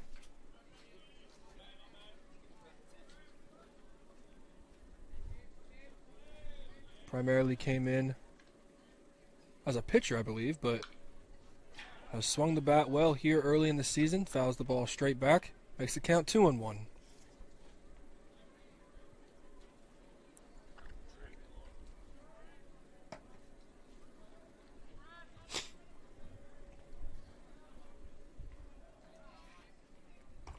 The 2-1 from Heel is a curveball outside. Curveball got away from him a little bit. Seemed to be just a spinner rather than a breaker. Stayed outside. And the count is 3-1 to Sundin. Sundin will check his swing and hit a dribbler to the third baseman. Third baseman will get up and fire and make the play. So nothing doing for the Hurricanes in the bottom half of the inning.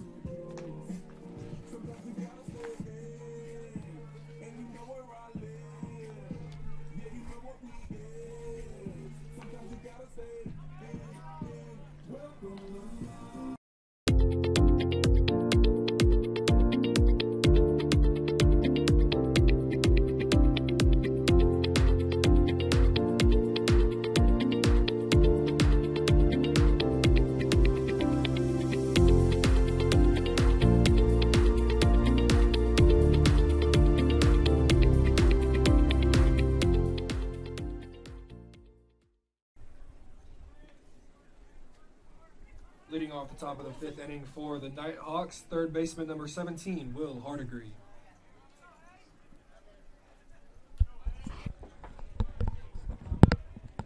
Will Hardigree will get things going for the for the Nighthawks. Hardigree 2 for 2 on the day, with one of those being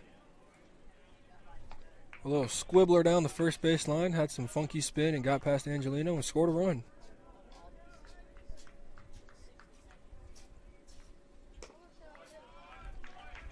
Hayes evens the count with the fastball there. Coach Ivy Starling came out in between the half inning and was talking to the umpires. And the umpires were referring to something about Hayes' double pump with his front leg on the mound. Obviously not an issue with nobody on base, but could turn into a pickoff hazard with runners on. The 2-1 will sneak past the glove of Wozniak. The double pump being an issue as runners are looking for that first movement. So if Stills lifts up and fires and double pumps with a runner on second, it could easily turn into a pickoff. Hardigree will be aboard with a free pass.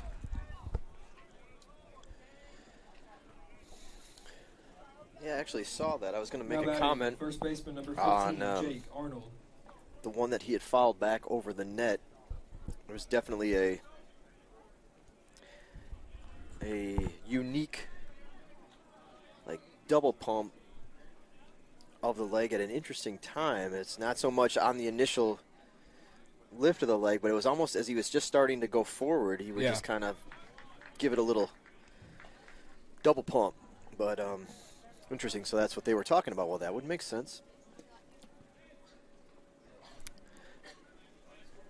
First pitch is in there for a strike. The only thing with me is I don't see, necessarily the issue. If anything, I feel like it'd be an advantage for the base runner because that means that he's that much longer to get to the mound. Skelton quickly fires the bunt to second and will get the lead runner. So a poor bunt there from Arnold. And a great heads-up play by Skelton to get the lead runner at second. Yeah, even though he was trying to sacrifice, there's no sacrifice. Now batting center fielder number 22, Cruz Taylor. Just a fielder's choice. So Arnold grounds into the bunt fielder's choice. Well, the Lady Hurricanes, as that one's drilled, line drive into right center. A lot of ground to cover, and that allows the runner to go ahead turn on the Jets and slide his way into second base with another double, another extra base hit for the Nighthawks here this afternoon. Now batting right fielder number 5, Tim Conway.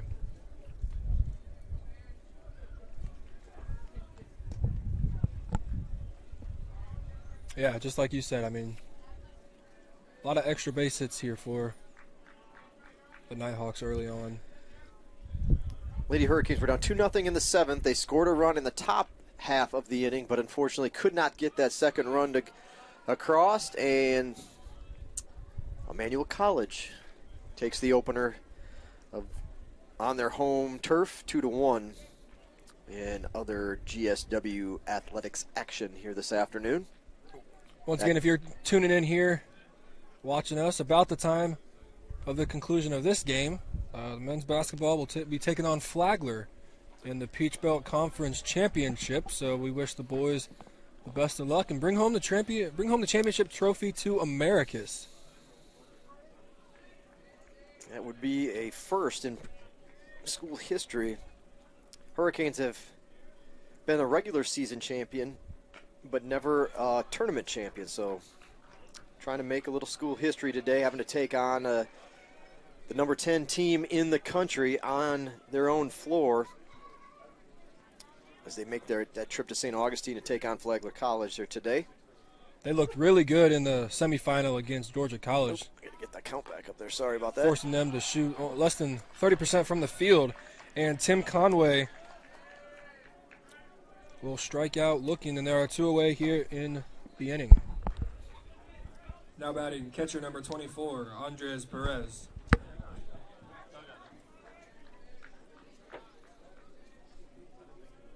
You can correct me if I'm wrong, Mr. Keith, but I believe preseason polls for Peach Belt ranked the Hurricanes towards the bottom of the list at 8th or 9th.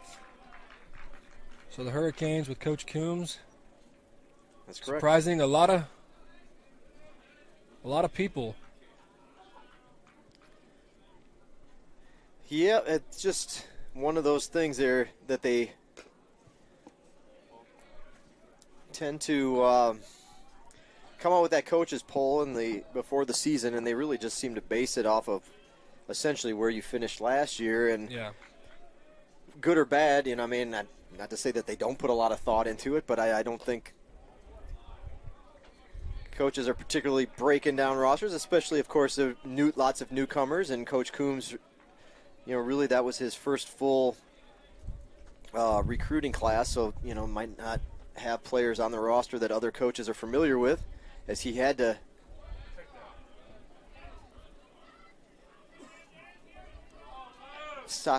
replenish the roster with his own guys. And 3-1 now the count. But yeah, they, based on where they finished last year, is about where they finished in the preseason poll. Straight gas on that one. And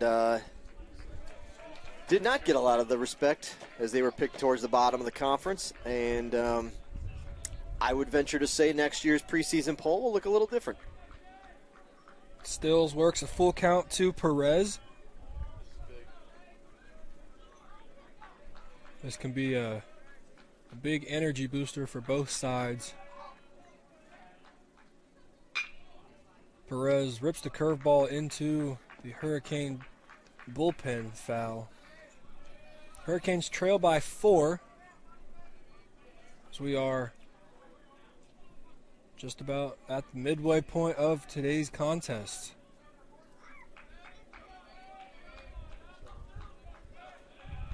Would like to see that deficit stay the same, and a fly ball is lifted into left field. Ragsdale is camped under it, fights off the wind, and we will head to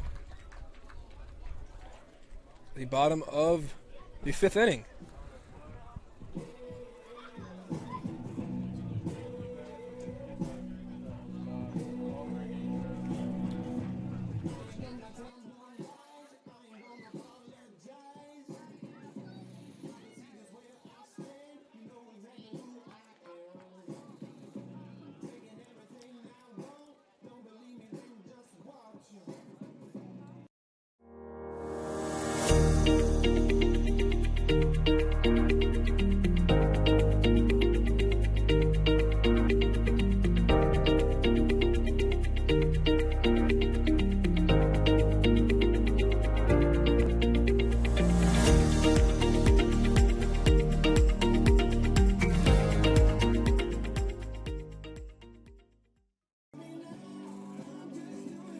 Alex Arciotis and Tracy Law from Accelerated Physical Therapy, big supporters and partners with Georgia Southwestern Athletics. We appreciate all they do.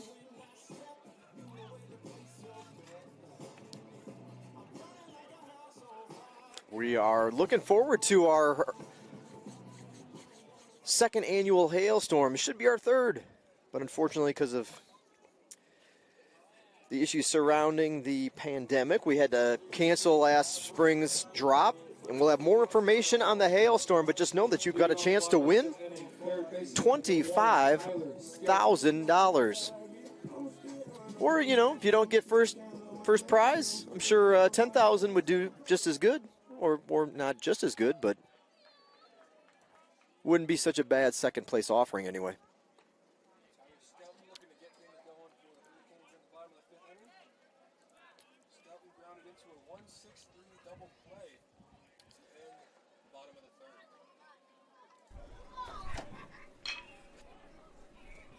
Skelton grounds to shortstop. Shortstop fires, makes a low throw. But a pick by Arnold will be in time to get the 3rd baseman.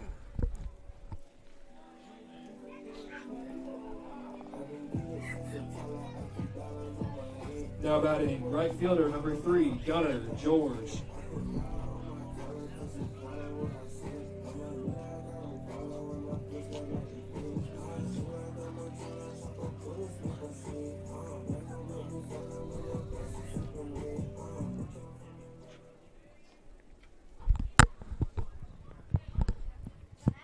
George takes the first pitch strike. We'd like to see him get on once again. He got on via a walk his first at bat, but good speed to have on the bases and good. Would be nice to have the lineup flipped back to the top with a runner on base. One out here in the bottom of the 5th inning to the right fielder, Gunnar George. George swings over the 0-1 changeup and is behind 0-2. Heel has pitched well so far, only 3 hits for the Hurricanes, and that run coming on a fielder's choice. The 0-2 pitch is into the right-handed batter's box, taken for a ball. All 3 of North Georgia pitchers working very fast. George takes the 1-2 fastball inside, and the umpire rings him up.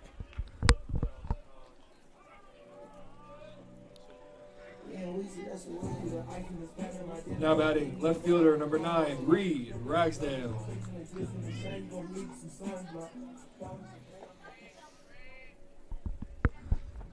Reed Ragsdale will step into the box with 2 outs here in the bottom of the 5th inning. Ragsdale flew out to center field to lead off the home half of the first and reached base on a fielder's choice in his second. That ball's slicing probably about a yard or two just to the left of the line of foul territory. I don't think Ragsdale knew that he hit it as solid as he did. He was looking over the dugout for the foul ball, but instead, I mean, that ball was almost placed perfectly down there on the chalk. Yes. The 1-1 pitch is a bunt attempt, bunted foul.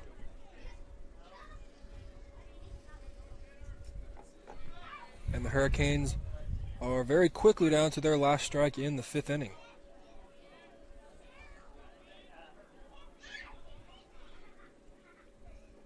Ragsdale watches a 1-2 changeup bounce in the dirt. Evens the count at 2. 2 balls, 2 strikes, 2 outs here for the Hurricanes. Ragsdale fouls that 2-2 right over the Hurricane dugout.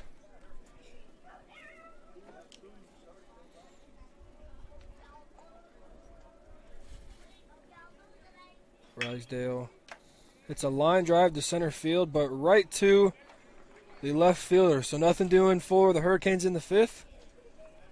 We head to the top of the 6th, 5-1 your score.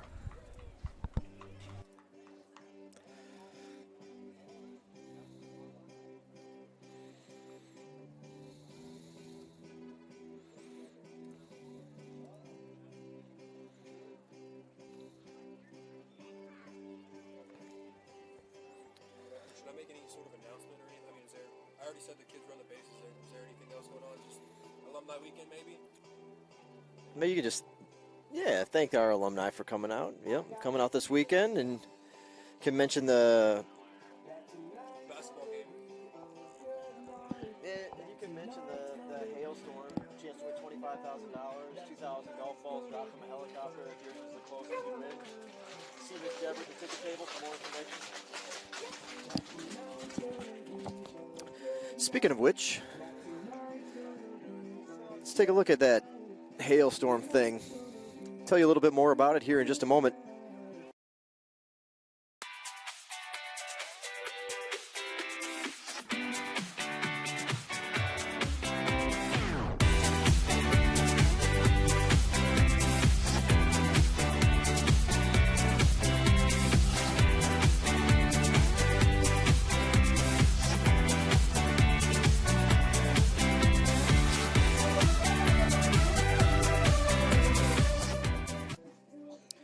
So it's coming up real quick, the second hailstorm.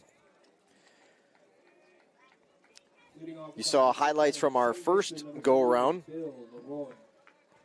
A huge success, and we'd like you to have a crack at that money. $25,000 top prize. We get back the big check, though. You get the money, we keep the big check. $10,000 for second, $5,000 for third. The rest of the prizes through 9th are $1,000. And then there's the 10th prize in that sequence is $1,000 if yours is the golf ball that comes up the farthest from the flagstick. We drop them from that helicopter. Oh, I guess I should get that off of there. My apologies.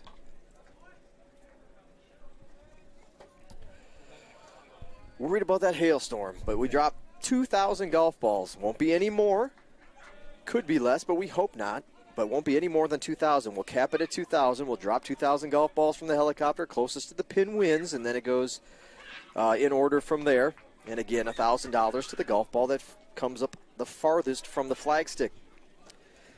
In addition to your golf ball, if you make that $100 purchase, you also get the dinner, the dancing, or the food, dancing, and drinks that evening, all included with the price of your golf ball purchase. So $100 gets you a tremendous evening out in the town here in Americus, or actually outside of town at Providence Springs Plantation. Great food, great catering, great music. The Answer Band is back again to do it again.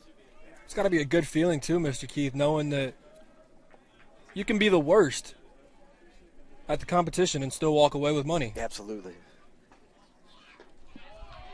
The 3-2 is swung on from Leroy, and Hayes sets him down on strikes.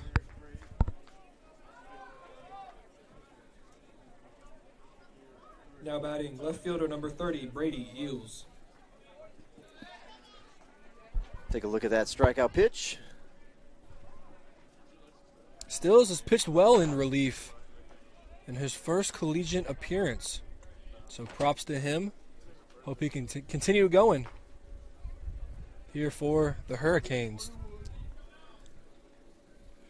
Into the boxes, the left fielder, left-handed batter, number 30, Brady Eels. That first pitch missing for a ball as we just came back from the highlight. Eels lines one into right field. So there's one runner aboard here with one out in the top of the 6th inning.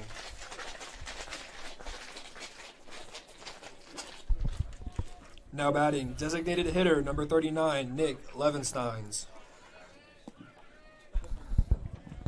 Levensteins, the designated hitter, up to bat. He's 2 for 3 on the day. 2 doubles, an RBI. But Stills with the big strikeout on the big designated hitter last plate appearance. First pitch is into one more thought on the hailstorm. You do not have to be present to win, so if you can't make it to Americus, you're out of town, out of state, out of the country, that's all right. You can still get that golf ball and a chance to win the big money for that $100 golf ball purchase. Of course, you can buy as many as you like. We've got up to 2,000 to sell. Actually, we don't have up to 2,000. We've sold because, unfortunately, because of COVID, we had to cancel last year's events, and everybody's balls that was purchased last year rolls over. So we're down to probably about 600, 700 balls left to sell. So they're going fast.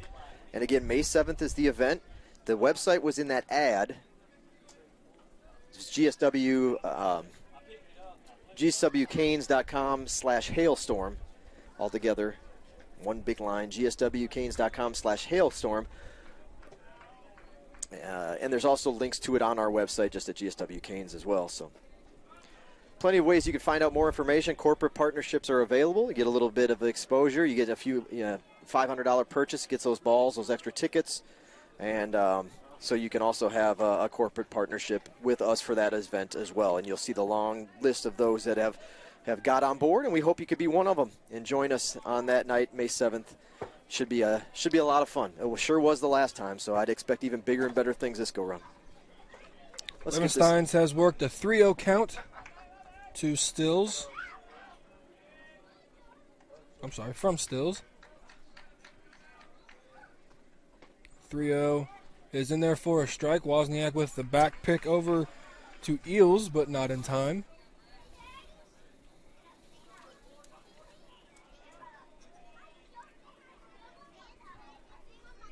North Georgia scored 2 in the first and has not looked back since, leading 5-1 now.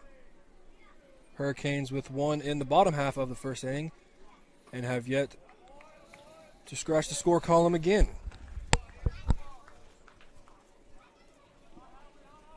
Now batting shortstop number 6, Jake Howard.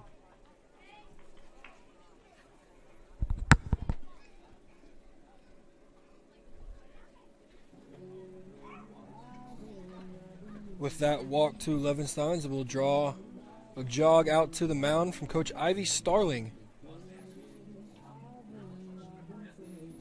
Home plate umpire walks around a little bit and begins his trot up to the mound.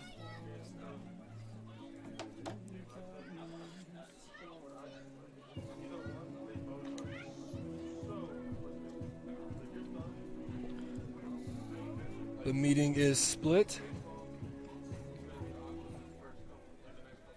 And the shortstop, Jake Howard, digs into the right-handed batter's box. Jake Howard is hitless so far this afternoon. Lined into a bases or an inning-ending double play to third baseman Tyler Skelton to stop the rally in the previous innings. Howard watches the first pitch breaking ball drop in for a strike.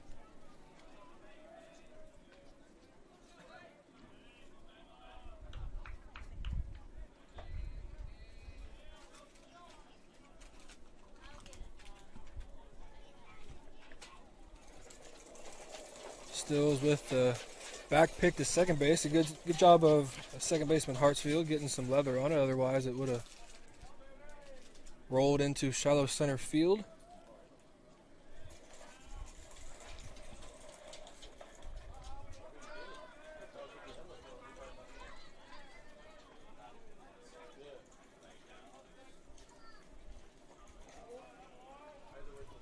The 0-1 pitch is another curveball, but low. Evens the count at 1 to Jake Howard.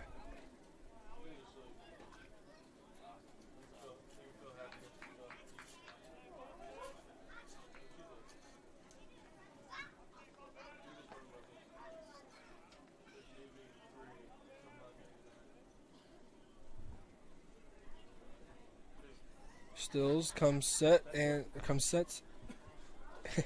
and steps off the rubber.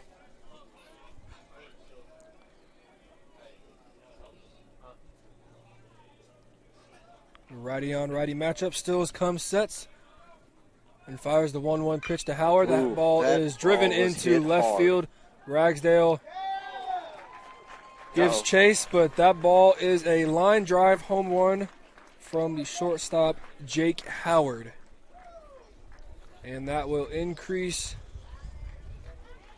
the lead to 8-1 on the 3-run home run from Howard.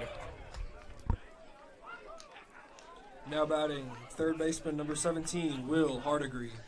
Dang, gonna have to check that banner out there. Might be a trip hazard, as you see Ragsdale tear it down, chasing that ball as he could only watch it clear the left field fence. And now, of course, the umpire is going to go see what happened out there. And while they are checking on that, draws a visit from Coach McDonald, and so that will be it for the freshman Hayes Stills. A good outing nonetheless, just an unfortunate result there with the 3-run homer. We will take a break and get the information of the new pitcher when we come back. You're listening to Hurricane Sports on the Peach Belt Sports Conference Network. They say college is the best time of your life. But what about what comes next? At Georgia Southwestern State University, you're not just here for the clubs, or the campus, or the dining hall.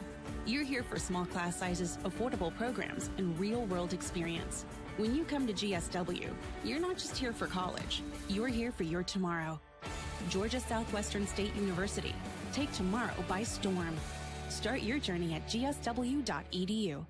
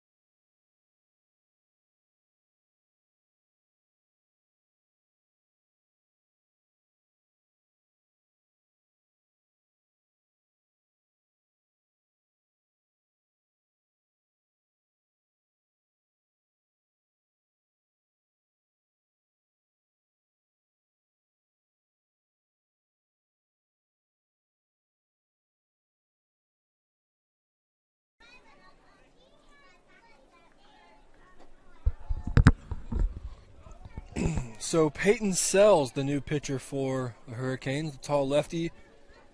Well, the timing was pretty darn good. They had three guys out there with zip ties in hand, going ahead to get that Go Greek, Go Canes billboard out in left field, back up and attached. So just as he finished his warm-up pitches, they cleared the field and worked out perfect.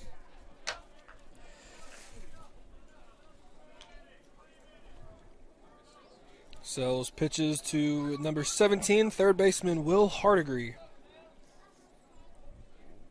Hardigree has yet to be retired here today, with 2 singles and walked his last plate appearance. Hardigree's ahead 2-0.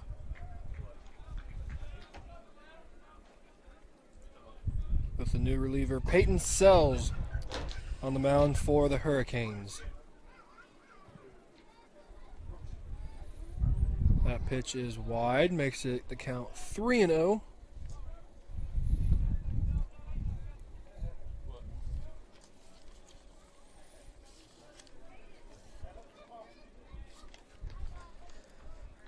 Sells, a redshirt sophomore from Perry, Georgia, so not too far of a ride back home for him. Will fire 4 straight balls, and Hardigree is aboard once again via a base on balls. Sells is making his 3rd appearance of the spring. And a third of an inning so far of work. He has an 0-1 record. And a very, very short outing for Sells. We will be back to get some more information on the new pitcher when we return. You're listening to Hurricane Sports on the PBC Sports Network.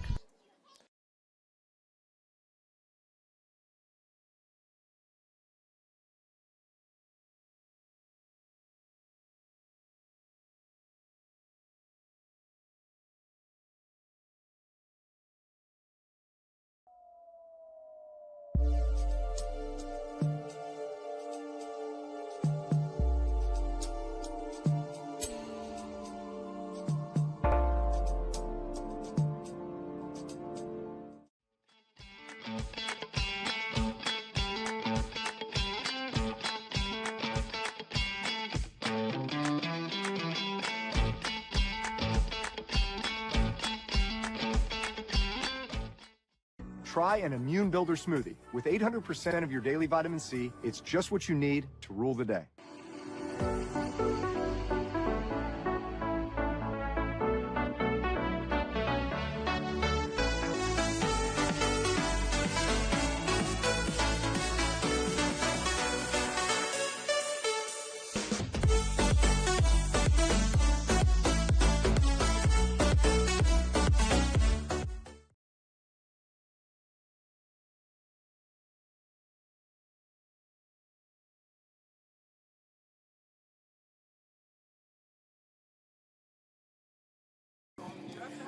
Well, the Hurricanes' new pitcher is Brooks McDonald, the redshirt junior from Monroe, Georgia. George Walton Academy steps in.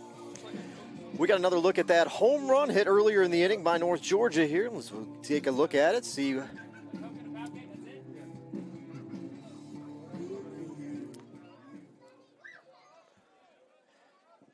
That one a shot, and now batting first baseman number 15, Jake Arnold. Took down a sign along the way.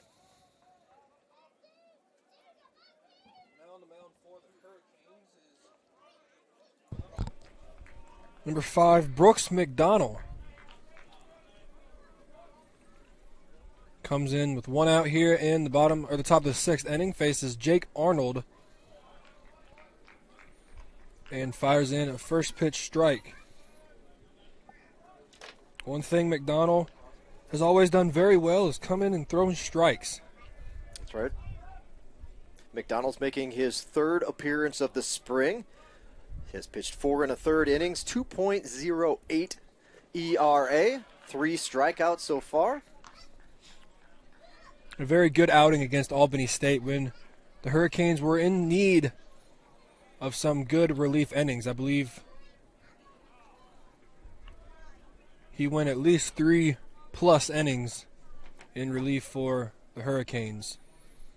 McDonald fires 2 quick strikes in to the tall first baseman and retires Arnold on 3 pitches. So good job by Brooks coming in and firing strikes, and there are 2 away here in the top of the 6th inning.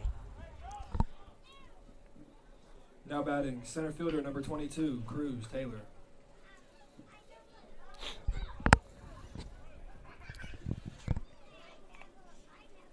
So 3 pitches, 3 strikes, and a strikeout for Brooks McDonald.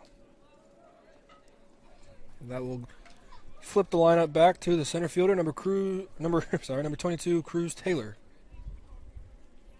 2 outs here in the inning.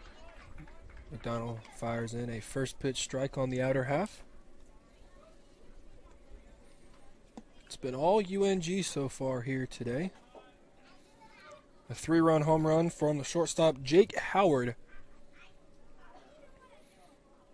Yeah, McDonald pitched 4 innings against Albany State, 2 hits, a run, 3 walks, 3 strikeouts. But he kept the Hurricanes in a game when they had struggled out of the chute, gave up 5 runs before, and had to come in relief in the first inning to try to stop the hemorrhaging, and did a good job to at least give the Hurricanes a chance. They ended up losing that game 6-5, but it wouldn't have been without Brooks' relief that they would have even had that opportunity. And there's McDonald. 6 pitches and gets 2 outs, and we are headed to the bottom of the 6th inning.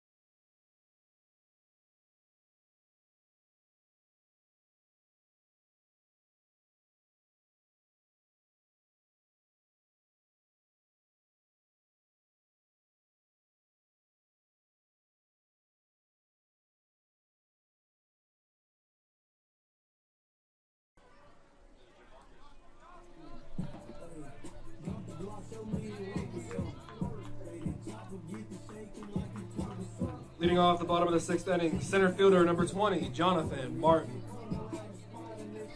Oops. Well, you guys just saw that. You need this one. Jonathan Martin, the hero from last night's Game 2 of the doubleheader, leads off with a bullet single up the middle, and the Hurricanes have a base runner aboard in the bottom of the 6th inning. Good start for the Hurricanes.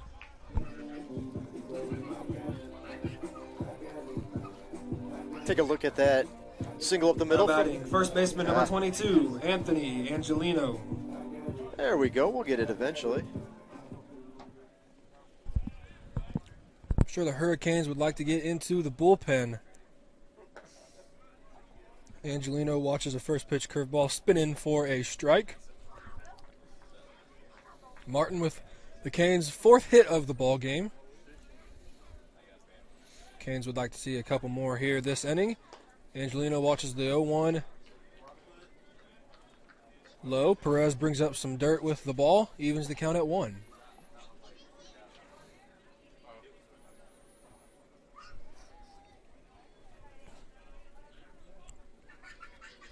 Martin with his lead from first. Angelino lifts a fly ball into shallow center field. Cruz Taylor will camp under and bring Martin back to first, and there's one away here in the bottom half of the 6th inning.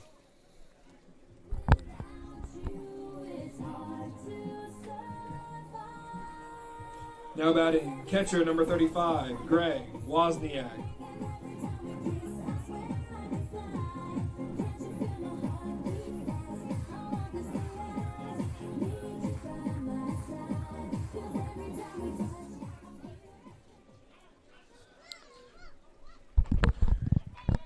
Greg Wozniak digs in with arguably the best walk-up song on the team.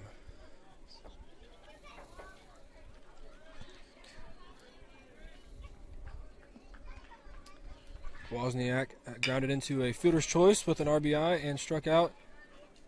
This at-bat hits a ground ball to a shortstop, and a 6-4-3 double play ends the Hurricanes' 6th inning. We are headed to the top of the 7th inning. You're listening to Hurricane Sports on the PBC Sports Network.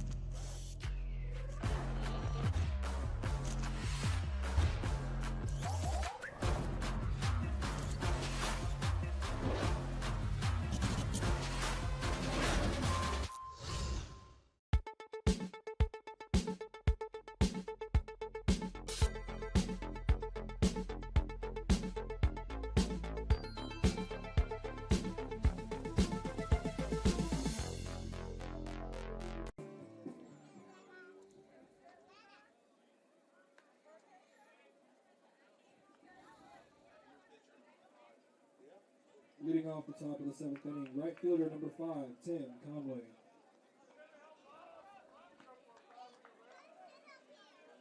Tim Conway, going for North Georgia here in the top of the 7th inning. New catcher in the game for the Reds is number 24, Jacob Carroll. Brooks comes in firing.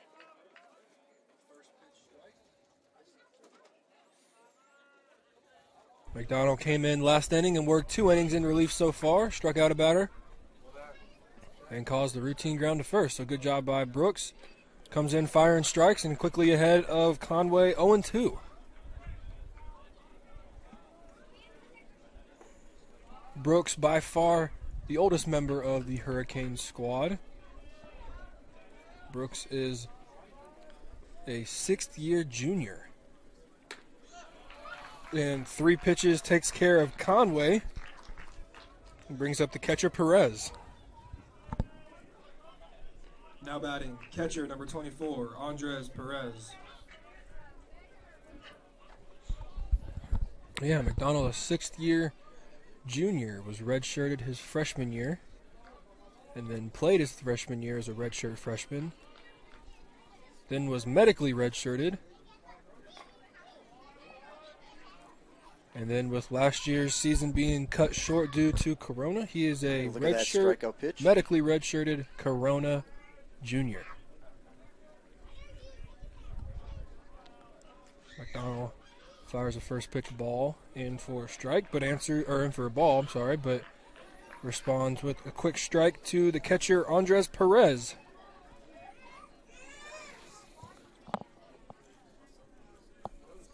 Perez with a double on the day. Watches a ball to make the count 2-1 from the Hurricanes pitcher Brooks McDonald.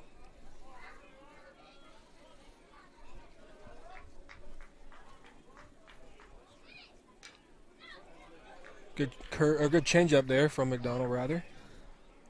Perez out in front and fouls it off. The new catcher, Jacob Harrell, evens the count at 2 balls and 2 strikes.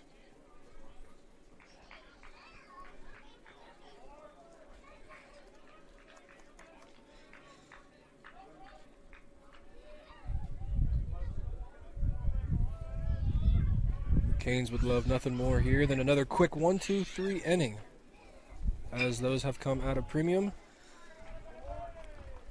But here comes the announcer jinx as Perez grounds a ball into left field and is aboard with a single. Now batting second baseman number 28, Bill Leroy.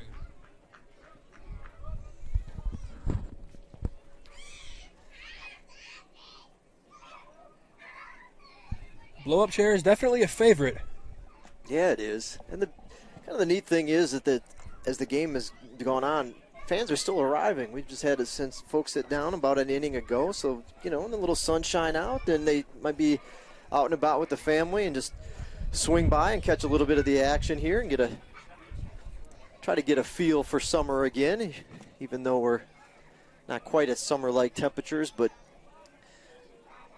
the rain that we had about a week ago just kind of put everybody indoors for about a week. So I think there's a lot of folks that are just happy to get out and get a little bit of that fresh air.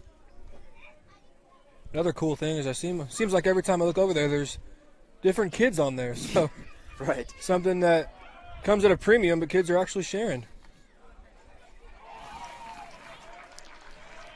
Harrell fires down to gun the other catcher down. Perez gets caught stealing. A good tag there by Hartsfield.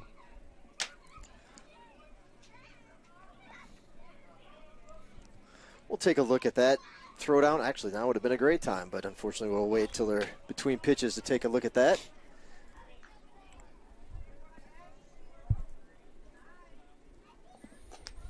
McDonald fires a 2-1. 1-1 pitch, a little bit low. Makes the count 2-1 on the second baseman, Bill Leroy.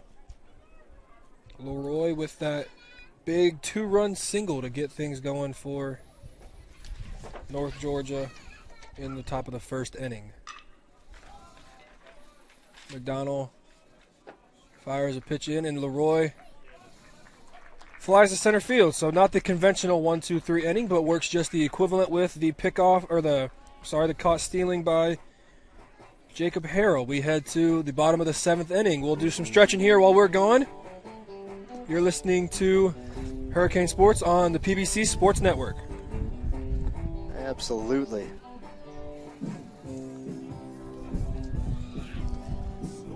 We'll send it out with that throw down to second from the senior Jacob Harrell.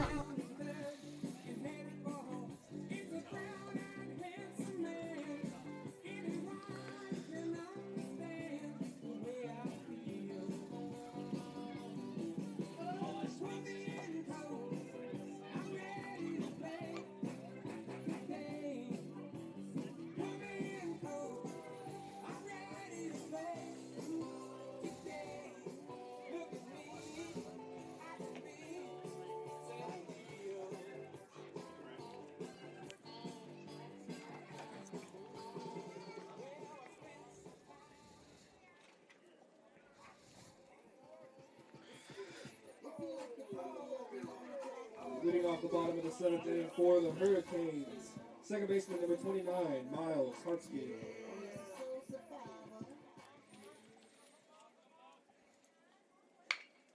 Miles Hartsfield gets the bottom of the 7th inning going with the rip just out the reach of the second baseman, and the Hurricanes have a base runner here early in the 7th inning.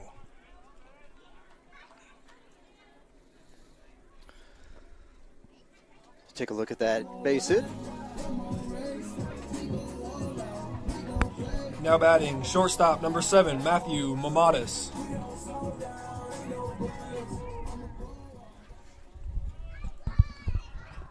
good to see the Canes forcing Heel to get into the stretch. Seems like he's pitching from the windup for most of the game. Amatis rips a ball over the center fielder's head. The center fielder comes in and quickly adjusts, and Amatis will rip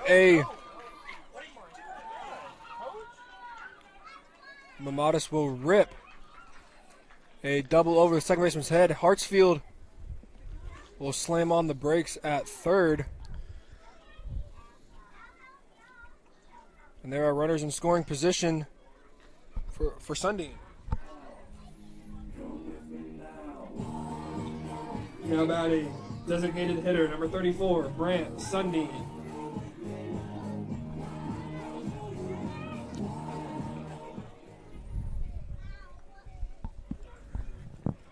Hartsfield looking to shaking off his legs a little bit. Break sign came a little unexpected and late. Good to see that he's okay. Always a little bit of a warning or a caution whenever a runner running full speed has to slam on the brakes like that. Back-to-back hits for the Hurricanes brings Brant Sundin to the plate. Sundin has a hit on the afternoon.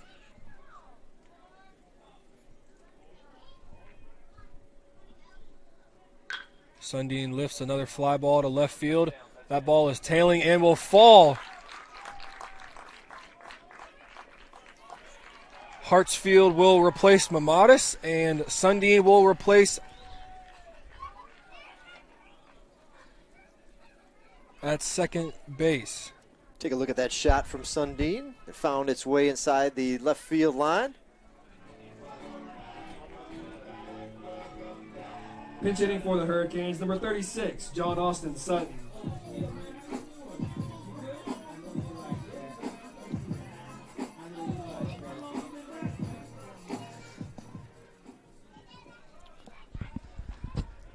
So 3 straight hits for the Hurricanes, looking to spark a little bit of a rally.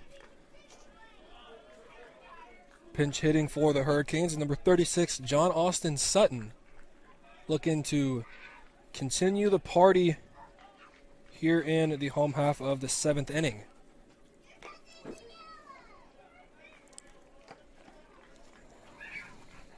Hurricanes have liked the late innings in the first 2 games, winning Game 1 with a walk-off and a solo blast in the bottom of the 8th for Game 2.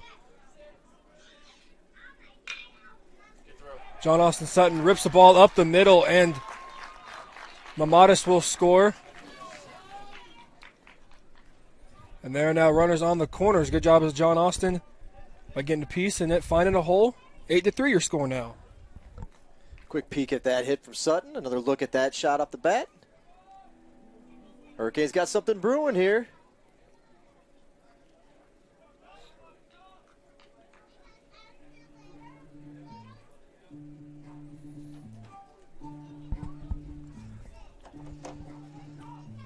That will bring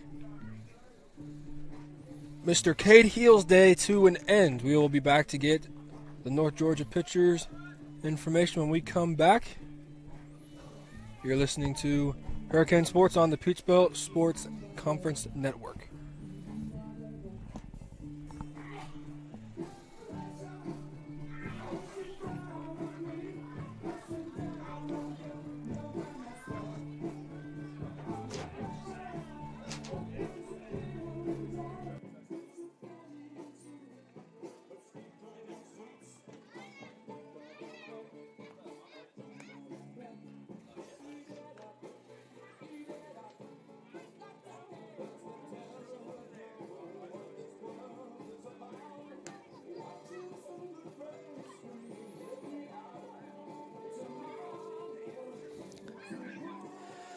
New pitcher for the Nighthawks is number 7, Jay Penley.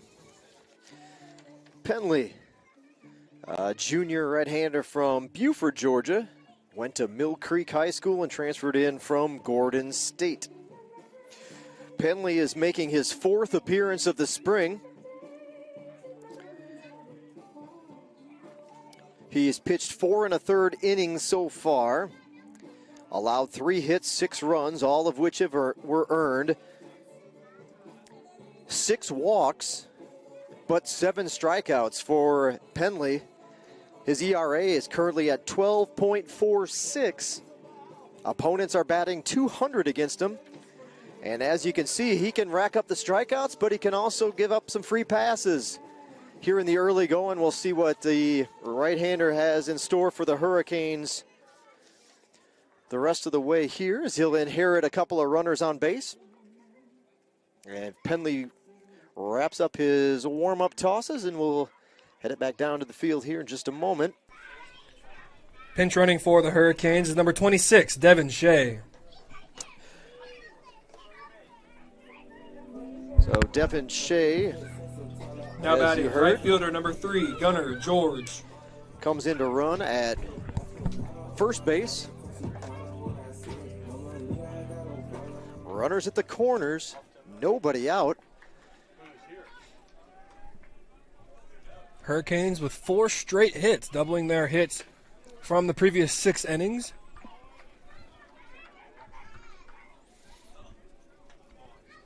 New pitcher Penley delivers a first pitch strike to the right fielder Gunnar George.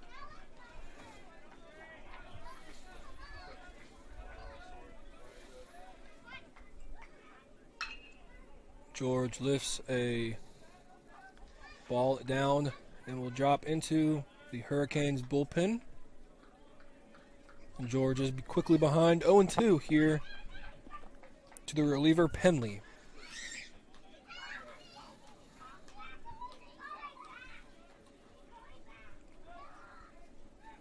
Sundin at third.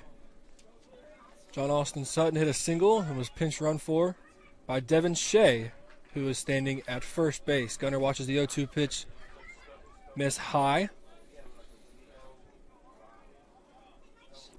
You take a look at the Nighthawks lineup up and down, or roster rather, and it's all Georgia guys. There's Maddox Richardson, the lone member on the roster whose hometown isn't from the state of Georgia. Drop it in there. Shallow left center field, going to get a run in. Make that 5 consecutive hits for the Hurricanes this inning.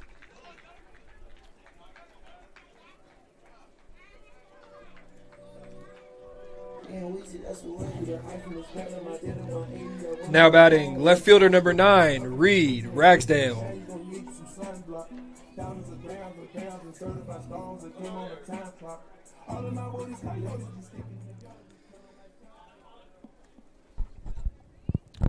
It's one of those hits you love as a batter. Not getting all of it, getting jammed a little bit, but George having enough strength to flick it over the shortstop's head and gets an RBI for it. Brings up the top of the lineup and Reed Ragsdale. Ragsdale, the left fielder today for the Hurricanes. Single, double, double, single, single. Gets us to this point. No reason to stop it now. Ragsdale watches the 1-0 pitch in there for a strike, evens the count at 1. Penley, the new pitcher for the Nighthawks, but with that runner scoring, that will be Heel's run accountable for. Ragsdale watches the 1-1 pitch in the exact same spot as the 1-1 pitch and is behind 1-2. Ragsdale 0 for 3 on the day, a .244 hitter coming into play today. Ragsdale choking up on the bat, toes on the inside line. Looking to be as quick to the ball as possible. Watches the 1-2 pitch miss just off the edge of the plate, evens the count at 2 balls and 2 strikes. No outs here for the Hurricanes, 3 across already in the bottom of the 7th. Top of the lineup, so Hurricanes are right where they would like to be. The 2-2 pitch is a good eye by Ragsdale. He thought about going up and getting it, but wisely laid off and has worked the count back from 0-2 to 3-2, so new life for Ragsdale. Top of the order, but a little pop to the Ragsdale bat. He's got a double, a couple of home runs this season, and he's driven in 6 runs already this spring, so Ragsdale's got the power to put it in the gaps or beyond. He'll just take the free pass. That is his. Came into the season with, or into the game with 5 walks. Now Don't make it 6. Let's load them up. Bases are juiced, nobody away. I think this is the guy Now you'd like to batting, have up center in this fielder number situation. 20, Jonathan Martin. Think this is the guy you'd like to have up in this situation. Martin coming in. Oops. Yeah, I completely agree with you, Mr. Keith. Definitely the man you want at the plate right now. Arguably the hottest bat for the Hurricanes. Came into play today with a .308 batting average. The first pitch is a curveball. Little extra chatter coming not only from the Hurricanes dugout, but even the North Georgia faithful now all of a sudden have sat up a little bit in their seats and are starting to pay attention a little bit, chirping at some of the calls being made on the field. The 1-0 is also outside. Makes the count 2-0 on Jonathan Martin. Nowhere to put him. It'll be interesting to see what Penley decides to do here. I'm sure Jamar will be hunting that fastball, but just like you said, Mr. Keith, Penley can strike the guy out, but also has a big tendency of putting guys on as well. The 2-0 misses out, and the count is now 3-0 on Martin. Not a bad pitch there. Extra base hits for Martin this year, 3 doubles, a triple, 3 home runs. Both of his home runs yesterday were solo shots. So, it seems fair that he's deserves a few RBIs. Here's an opportunity. That one's in there for a strike.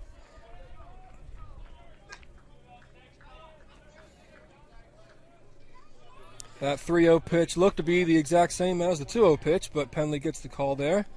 Makes the count 3-1 to the Hurricanes center fielder. 151 games he's played for the Hurricanes, .293 batting average over that span. Big swing and a miss there for Martin. Run the count full.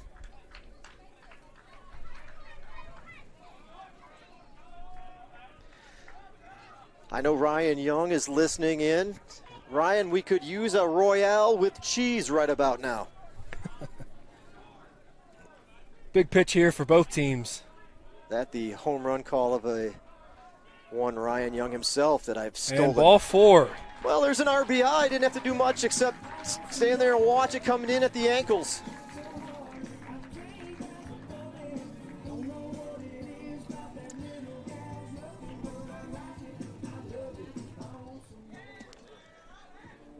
Well, how about this, Christian? The go-ahead run is at the plate. Now batting, first baseman, number 22, Anthony Angelino.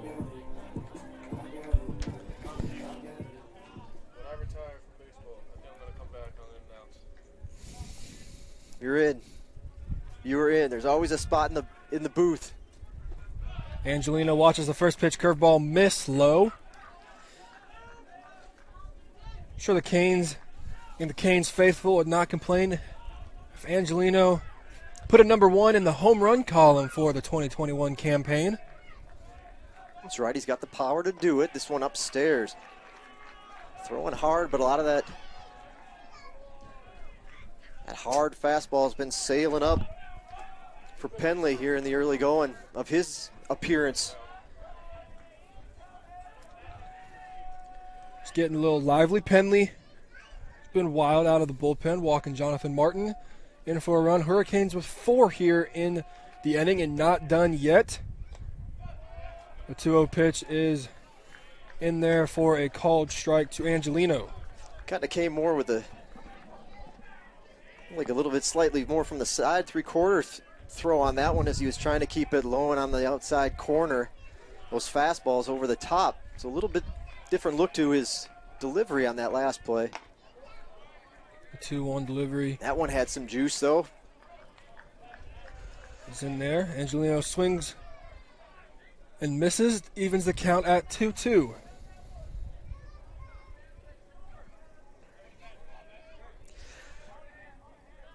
Angelino versus Penley. Penley comes set, fires and delivers. In on the hands. Little jam piece poked foul over the first base dugout. And we will do it again. Oh boy. Hurricanes with 6 straight hits. and then back-to-back walks.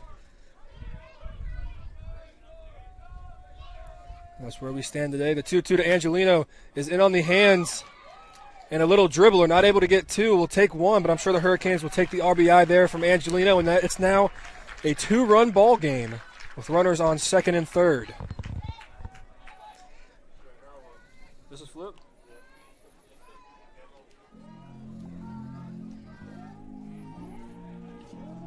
Now batting, catcher number 24, Jacob Harrell. All right, Jacob, the senior from Rome, Georgia.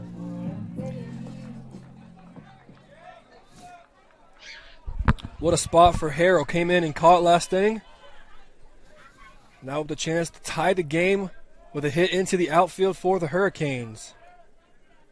Ooh, that got and a the piece pitch of gets a piece of him. And Harrell will be aboard with the hit by pitch. Another visit to the mound. Coach Cantrell getting some frequent flyer miles, making that round trip. He's going to go out there one more time this inning. 8-6 Hurricanes tying run in scoring position. Would have thought that just a few minutes ago. Inning started 8-1. We're staring at 8-6. Pitching change for the Nighthawks. We'll be back in a moment.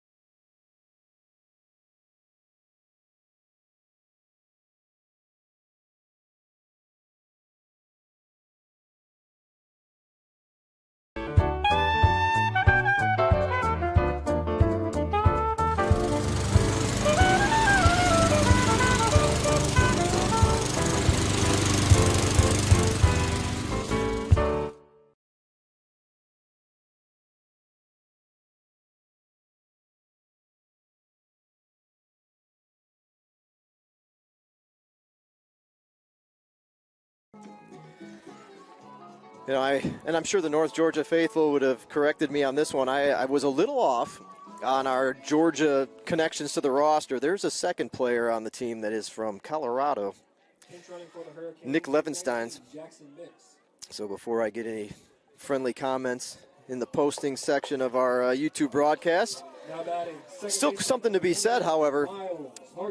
You're talking two players on the entire roster not from Georgia, so homegrown talent for the Nighthawks. We're going to get our first look at Eddie Galatas, the freshman from Decatur, Georgia, and Decatur High School. Galatas came in and pitched a couple innings last night as Hartsfield fouls that ball over the road.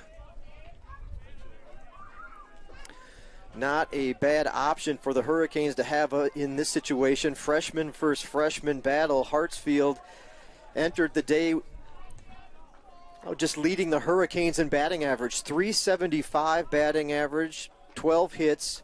2 of them have been extra bases. He's got a double and a home run.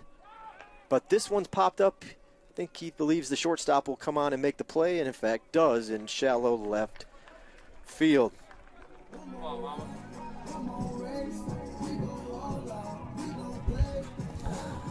Now batting shortstop number 7, Matthew Mamadas.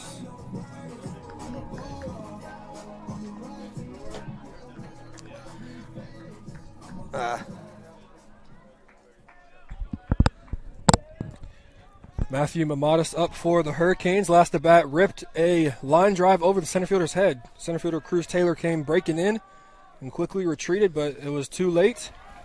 First pitch curveball misses for a ball. Hurricanes have scored 5 this inning, but you just feel like that 5 isn't as rewarding with the opportunity available. Mamadas, 303 Right batting here. average.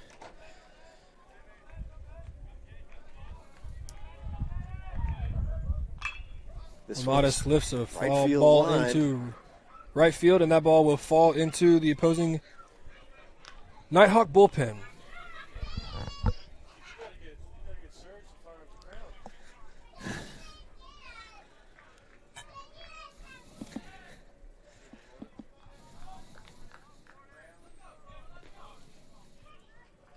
Hey, you don't know that. You probably don't have it. You don't have the chicken dance on there, do you? I do not. The 1-1 from Galatas to Mamadas will not happen. Galatas steps off the rubber, steps back on. Mamadas fixes the glove, steps back into the right-handed batter's box. The righty versus righty matchup. The 1-1 pitch is low to Mamadas, making the count 2-1. Are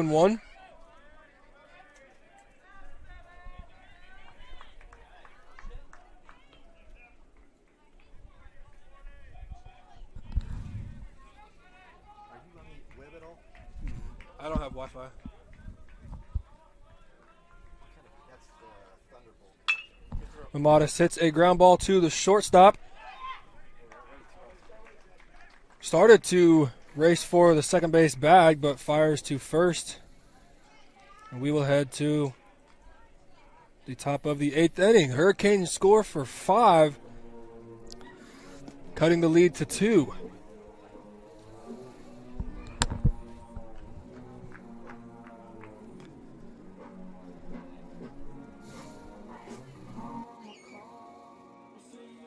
Hurricanes rally for 5 in the bottom half of the 7th inning. We head to the top of the 8th. Your score, UNG 8, Canes 6. We'll do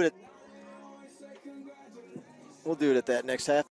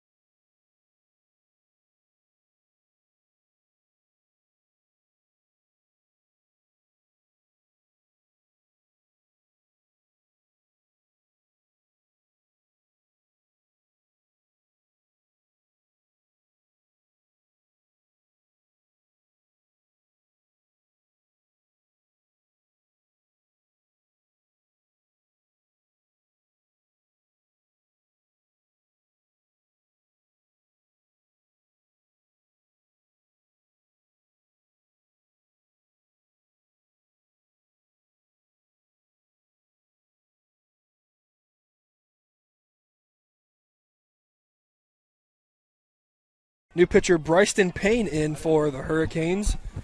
The lefty-lefty matchup will face Brady Eels.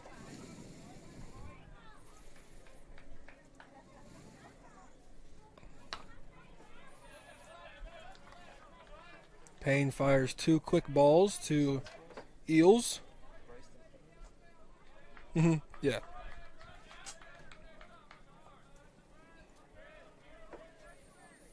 Payne comes set, delivers a Fastball in there for a strike. Payne making his collegiate debut, I believe. He sure is. Yeah, the left-hander from Duluth, Georgia, Greater Atlanta Christian, where he pitched last year, finished his prep career. New catcher in the game as well for the Hurricanes, number 6, Lucas Trabian. Trabian has split time as the DH so far this series. Payne delivers a 3-1 fastball, evens the count, or makes the count 3-2 to the left fielder Brady Eels.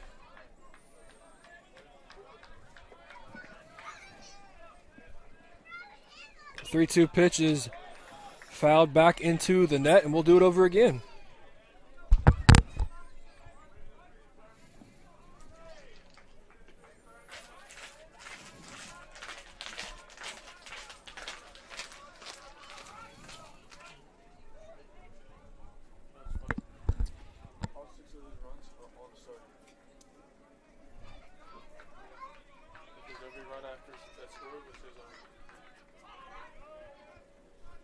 A 3-2 on the way and misses outside. So Eels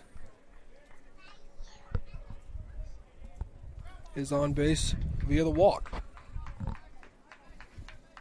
Now batting, designated hitter, number 39, Nick Levensteins.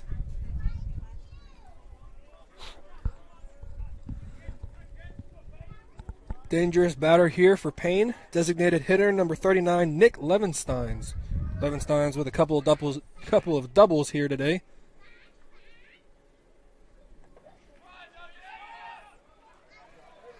Eels with the good read on the dirt ball. Spoils the opportunity for a Canes routine double play, at least.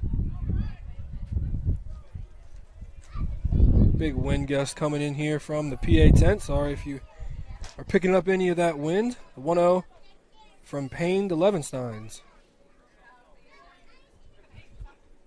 is in there on the hands, fouled away down the first base line. Yeah, the wind has kind of shifted. It was kind of blowing in from left at the start of the game. Now it's a fierce breeze to dead center field. A little facing the Giants wind action. You've never seen the movie Chance for Facing the hitters to Giants? get the ball up in the air and let those gusts take over. Good pitch there from Payne on the 1-1. Levensteins is out in front of it, fouls it off the back of the net, and is behind 1-2 to the freshman Payne. Action is working in the Hurricanes bullpen. Nobody is up and working for North Georgia. Payne comes, sets, looks over at second, and another foul ball by Levensteins.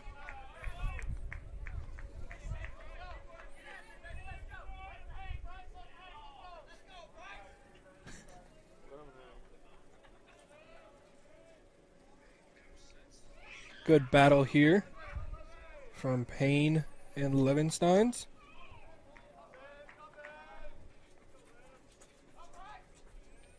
The 1-2 pitch from lefty to lefty is a curveball that is bounced. And once again, Brady Eels will take advantage of the pitch in the dirt and will advance to third.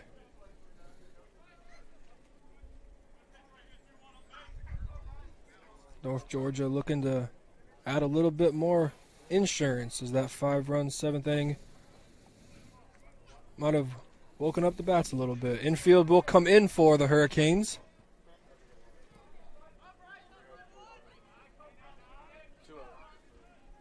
So action in the Georgia Southwestern bullpen. That's Nick McCullum warming up down in the left field corner. And Levenstein swings and fouls the ball straight back into Trabian's glove for a huge out, number 1. Now batting, shortstop, number 6, Jake Howard. Take a look at that strikeout pitch. Big strikeout there from Payne. His first one of his career, and Payne does his job with the lefty-on-lefty matchups.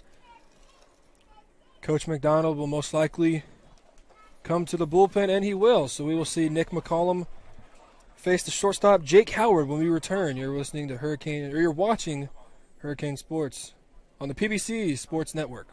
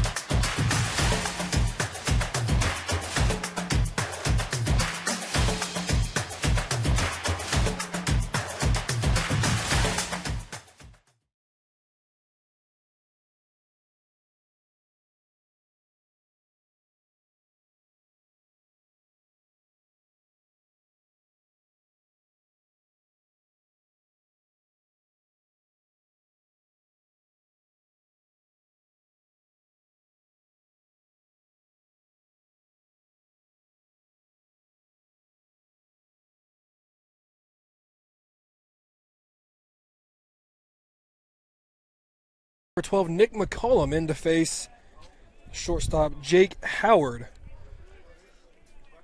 Bryson Payne went for the lefty-lefty matchup. Nick McCollum in for back-to-back-to-back righties.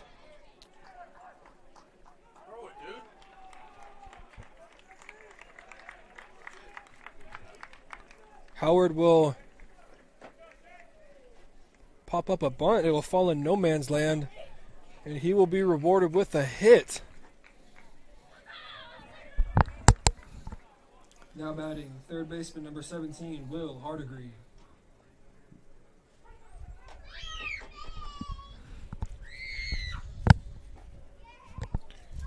So unfortunate luck for the Hurricanes as the ball is popped up but lands in no man's land, and because of that, the runner from third was able to score, and Howard is rewarded with an infield hit.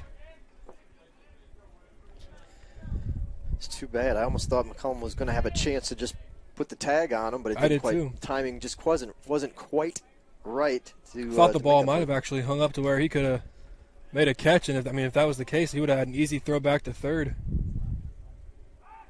McCollum picks over to Howard, but not in time. Will Hardegree, the batter. McCollum has seen plenty of action this spring already. He's been Coach McDonald's most go-to pitcher in the bullpen, making his 7th appearance of the spring already. The 0-1 pitch is a curveball inside on Hardegree. McCollum, again, 7th appearance of the season, 8 1/3 innings pitched, has a 1-2 record with 1 save. He has struck out 11 in that 8 1/3, has a 3.24 ERA. Good curveball there from McCollum.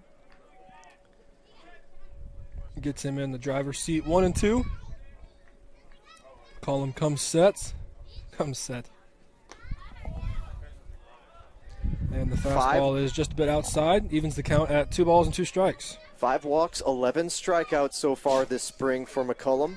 Opponents are batting .333 against him. Howard with a short lead from first. Is not running. but will advance to second on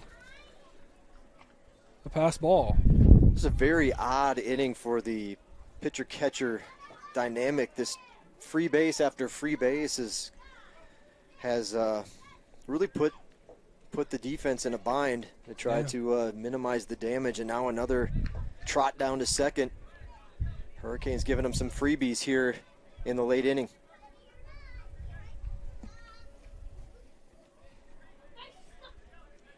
The 3-2 to Hardigree. Gets a piece of the front shoulder, so Hardigree will be aboard here in the top of the 8th inning. Now batting, first baseman number 15, Jake Arnold.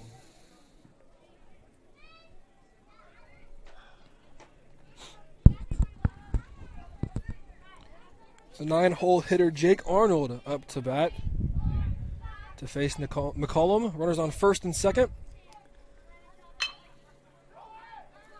Arnold rolls to short. The flip to second for 1. Not in time to get Arnold running down the line. So runners on the corners for North Georgia. There are 2 away now for the leadoff batter, Cruz Taylor. Now batting, center fielder number 22, Cruz Taylor.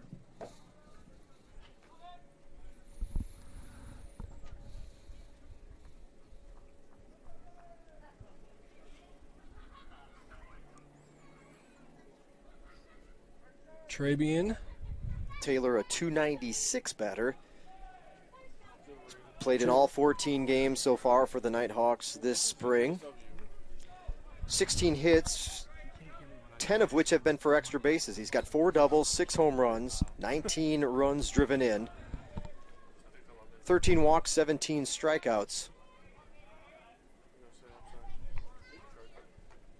McCollum's first pitch is a curveball in the dirt for ball 1. The 1-0 is into the right-handed batter's box for a ball, making the count 2-0 on the center fielder Taylor.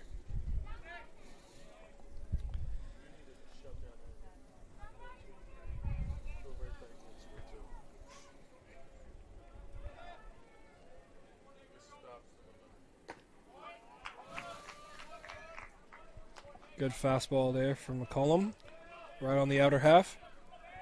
And you're pretty much ready to go, right? There's 2 away. Mm-hmm.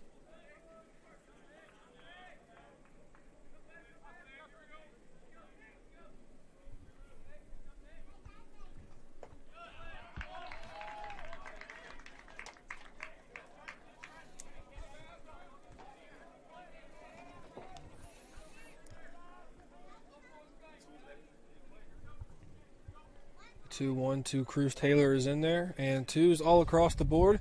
2 balls, 2 strikes, 2 outs. Time called by the home plate umpire, as you can see on your screen. To the batter. A warning was issued to the batter.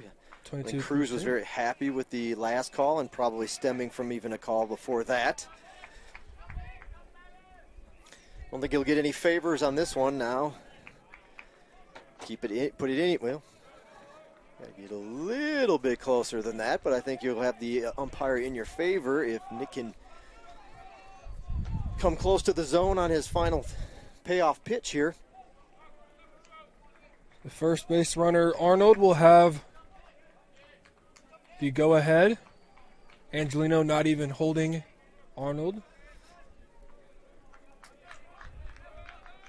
The 3-2 to McCollum is fouled over on the left side and will be out of play.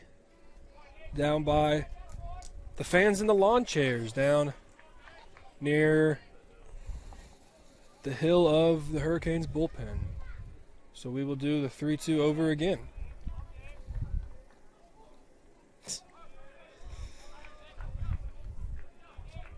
The 3-2 from McCollum to Taylor is bounced into right field and will get by. We'll get by Devin Shea. Arnold will go from first to third as he was off with the pitch, and Taylor is rewarded an RBI single. Now batting right fielder number 5, Tim Conway. That's what you don't want to have. So Tim Conway up to bat for North Georgia. Canes scored 5 in the bottom of the 7th. But North Georgia has responded with 2 here in the 8th. So 10-6 is where we score, or where we stand, as McCollum pitches to Conway. First pitch is in the dirt for a ball. Good stop by Trabian there.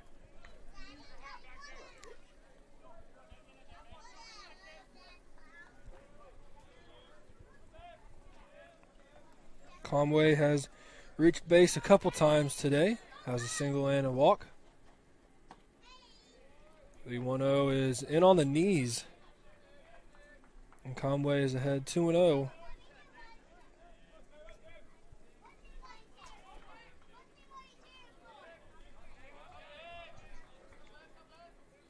The 2-0 is a curveball. Conway checks his swing, but it's a strike regardless.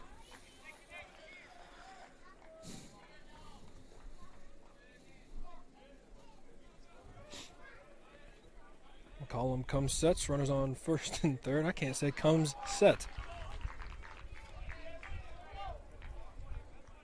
2-1 is another curveball in there for a strike to even the count at 2. 2 balls, 2 strikes, 2 outs here in the top of the 8th inning. Big pitch right here for both teams. Pitch is in dirt. Cruz Taylor will walk into second without a throw.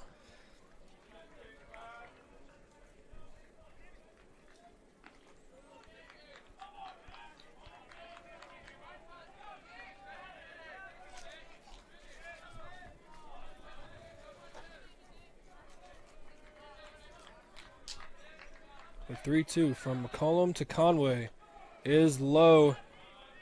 And Conway is aboard to load up the bases for the catcher, Andres Perez. Now batting catcher number 24, Andres Perez.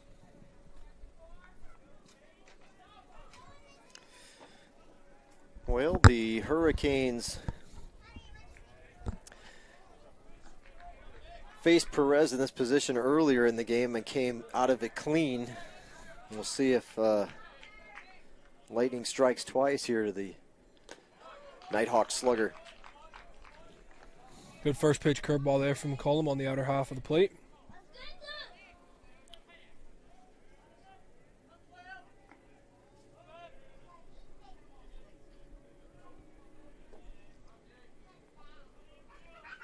McCollum comes set and delivers a low fastball, evens the count at 1. Arnold at third, Taylor at second, Conway at first. Andres Perez, the catcher from North Georgia, in the box for North Georgia. The 1-1 pitch is low.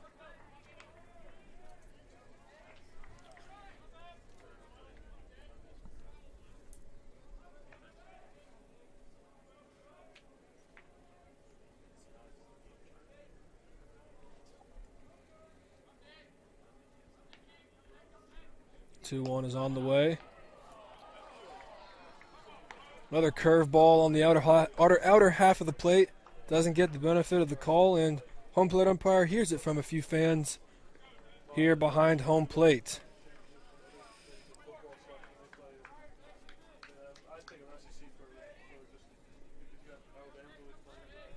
The 3-1 is in there for a strike, even, or gets things ready for the payoff pitch. Runners will be off on the throw. Big pitch here for both teams. Bases loaded. Nowhere to put Perez.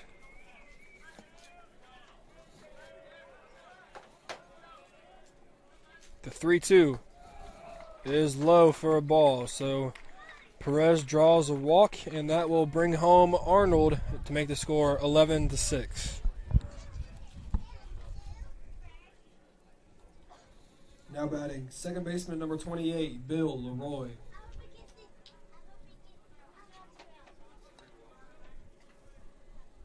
Three straight? Is it really? No. Conway got hit. So 2 walks and a hit by pitch. With that RBI walk, Coach McDonald will make his way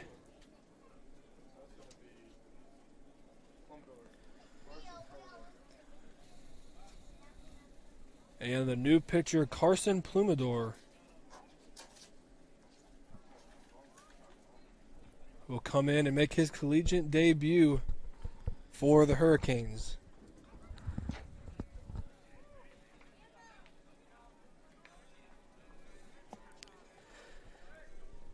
Nighthawks have answered Georgia Southwestern's 5-run 7th inning with 3 of their own in the 8th to stretch that lead back out to what they hope is a comfortable 5-run lead, looking to add more. There are 2 away in the inning. We'll be back after this short break.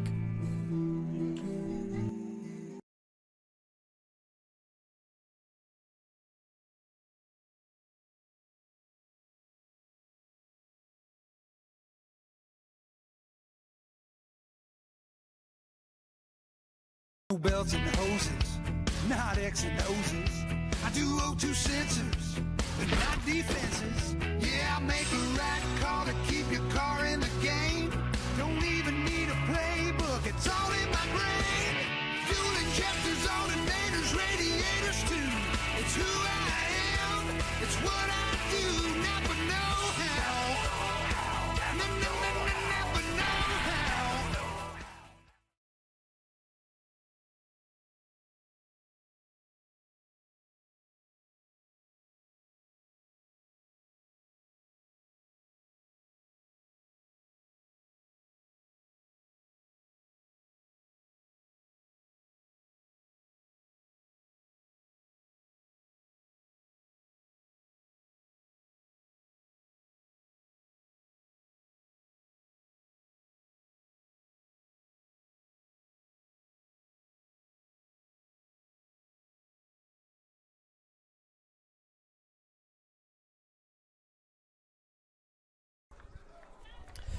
The Hurricanes' new pitcher,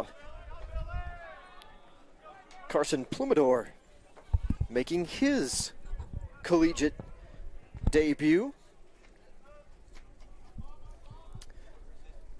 The freshman right-hander out of Buford, Georgia, a product of Cherokee Bluff High School, sets to throw his first collegiate pitch. And it's in there for a strike.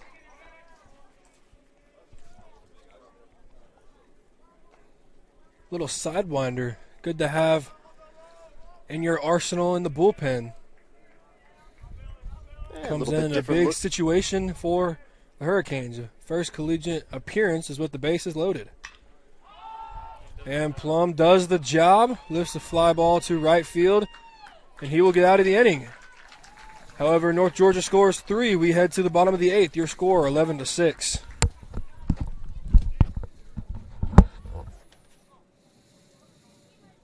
At this time, we would like to invite all little kids down with Surge as we take part in the chicken dance. Let me grab that while you're doing that. Hey, who knows? The chicken dance isn't just for Surge, right? So feel free to join along, have a little fun with it. And, we've been sitting for a while. Let's move around a little bit. Surge, get us started with a little chicken dance. Here we go. Cue it up and go.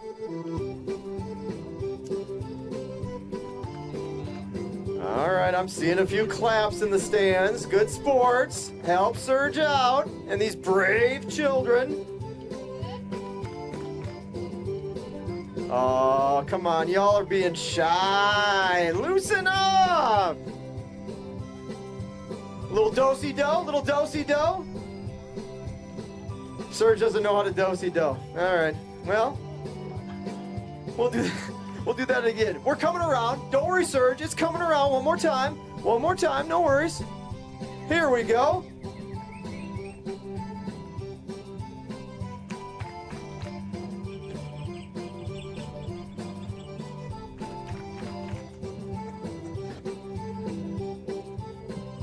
Surge, you're shaking your tail feather. All right. Hey, a good job by our Surge and our dance crew. How about a round of applause for our youngsters? They did a good job helping Surge out today. Good work, kids. Don't forget, stick around, fans of all ages. We got youngsters running the bases every Sunday when we're at home. Kids run the bases postgame. Leading off the bottom of the 8th inning, designated hitter, number 34, Brant Sundin.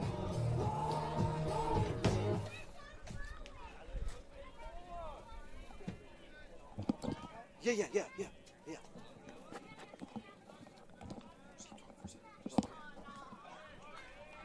All right, we make our way back here, and, well, we had a few brave souls out there dancing and shaking around with Surge out there. A little chicken dance action here at the ballpark. The crowd, they were a little stiff today. Didn't feel like getting into it. Sometimes that really takes off, but today, they were more content watching Surge in action. So maybe that's it, because Surge isn't always at the ballpark. So sometimes it's on them, and today they just were comfortable letting Surge do his dance. So that was all right, and some youngsters helping him out here on a Sunday, family day at the ballpark. 2 balls and a strike, as the Hurricanes got a little work to do here in the bottom half of the 8th inning. Designated hitter Brant Sundin watches the 2-1 pitch miss low. Let's get this count back up. 3-1 now is the count. Canes wouldn't complain of a walk right here, getting the leadoff batter on. Sundin was a part of the 6 hits in a row for the Canes in the bottom of the 7th inning. This one's going to stay in the park. Will they have time to run it down? Nope, it's going to drop right in between the mound and home plate out there in the bullpen area. Well, the count runs full. GSW slugger here, leading off the home half of the 8th inning. Hurricanes got themselves some more work to do after they gave back 3 in the last half inning. Sundin chokes up on the count with chokes up on the bat and will swing through that fastball. So there's one away here in the bottom of the 8th inning.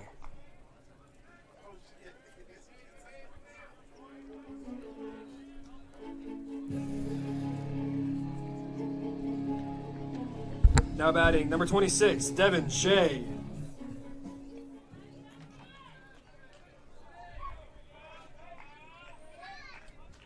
Devin Shea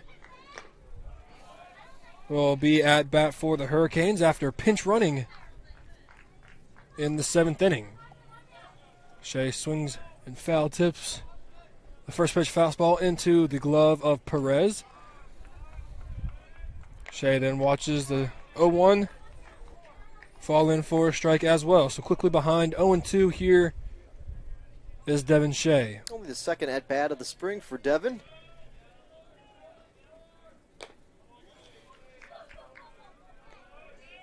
Good plate vision there from Shea, not falling for that 0-2 pitch. Right off the outside corner.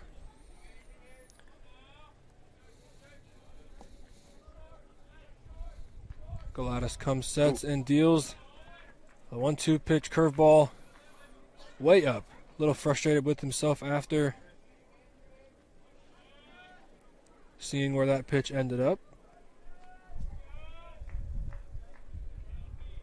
The 2-2 pitch to Devin Shea is on the way and fouled straight off back here towards us. A couple of fans not really wanting to make a play, letting the ball land on the grass just right of the seats. Yeah, the seating layout here at Hurricane Stadium kind of has the molded plastic seats kind of embedded into a grass berm that wraps around from basically from foul pole to foul pole. This is a nice shot into left field for Shea. He rounds first rather, thought about going to second, pulled up. I think if he had seen that the outfielder had bobbled the ball, he might have broke for second base. But at this point, we just need some base runners. Let's get them on base. Let's add them up and bring them around, bring them in. So Now batting right fielder number 3, Gunner George.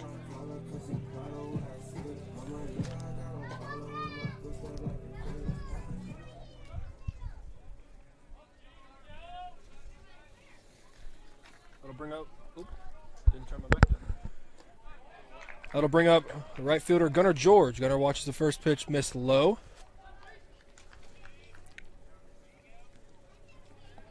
Just as Mr. Keith said, no need for Devin to try and reach for a double, as his run is not necessarily the deciding factor of today's game. We just need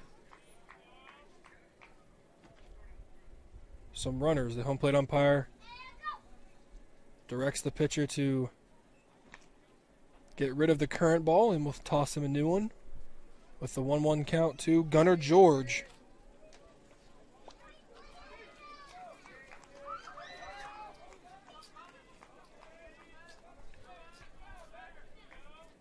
One pitch is high. Makes the count 2-1. Hurricanes are back home in 2 days. We'll see everybody back here on the Peach Belt Conference Sports Network for a non-conference, well, not quite a midweek game, I guess. Will be Tuesday night affair against Valdosta State, 6 p.m. the start time. Again, that's Tuesday night at 6 p.m. A couple of them have gotten away. And this at bat, another high one. Way out of the zone. 6 p.m., Valdosta State. Again, that's this Tuesday. And the Hurricanes next weekend back at Peach Belt Conference action at Claflin, who's... The 3-1 is lifted into right field and will fall in front of the right fielder. So back-to-back hits for the Hurricanes. And looking to get a little bit of a rally going once again here in the bottom of the 8th inning.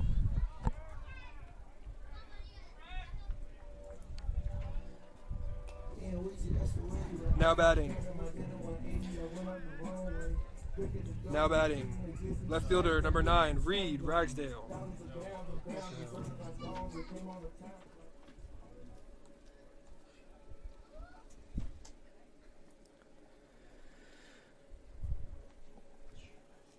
Well, another trip out to the mound for Coach Cantrell.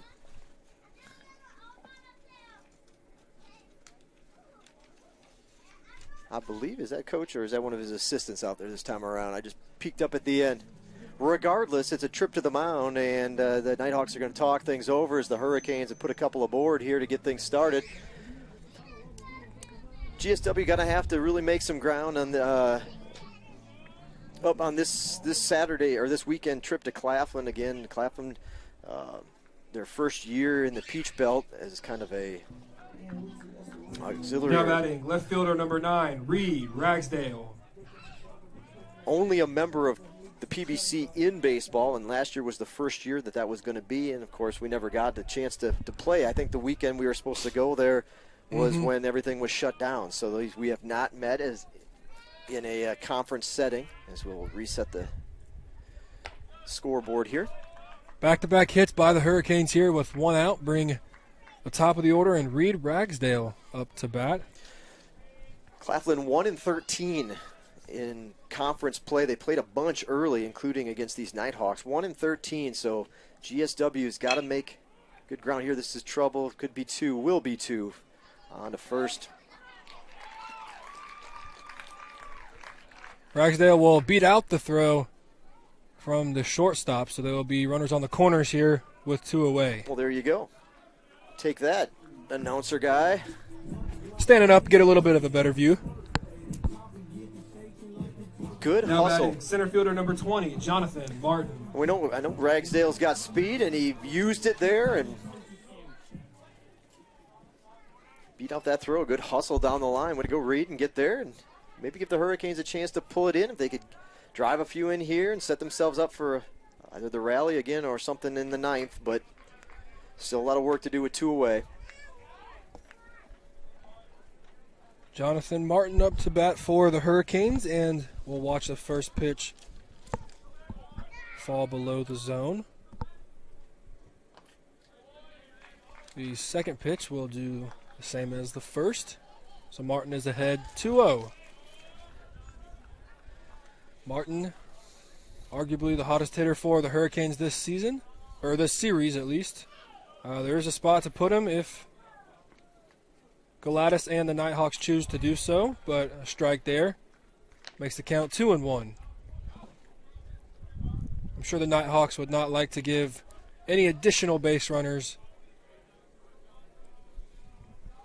as the Hurricanes showed in the 7th. But rallies can happen rather quickly. Galatas throws over to first, but Ragsdale dives back in safely.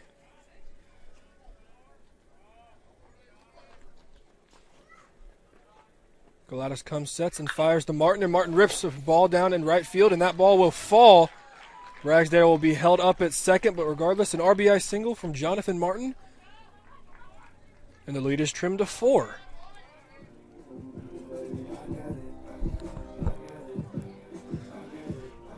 Take a look at that RBI single from Martin. First baseman number 22, Anthony Angelino.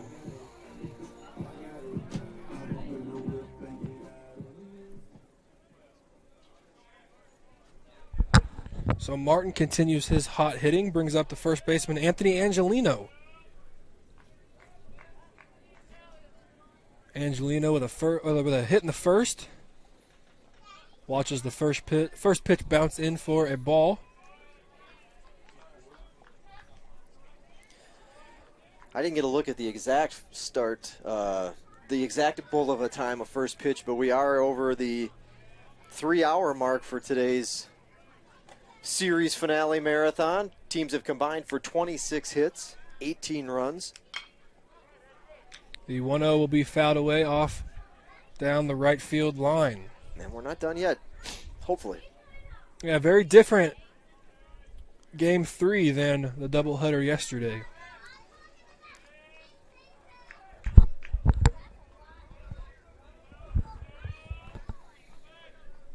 The 1-1 to Angelino is taken low for ball 2.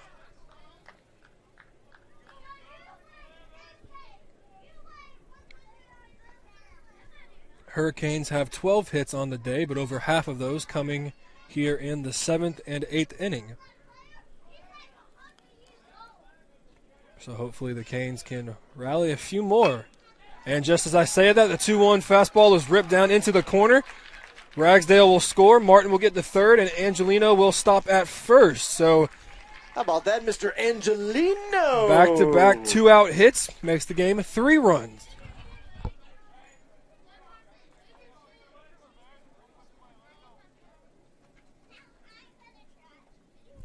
Take a look at that last hit from Mr. Angelino.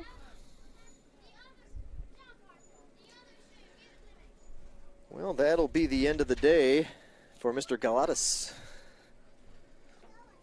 He'll hand the ball over and let his teammates try to finish this one off for the Nighthawks. GSW is still threatening. They will not go away. We'll get the board updated and be back with you in a moment. Introduce you to the new Nighthawks pitcher. The score now 11-8. You're watching Georgia Southwestern State University baseball on the Peach Belt Conference Sports Network.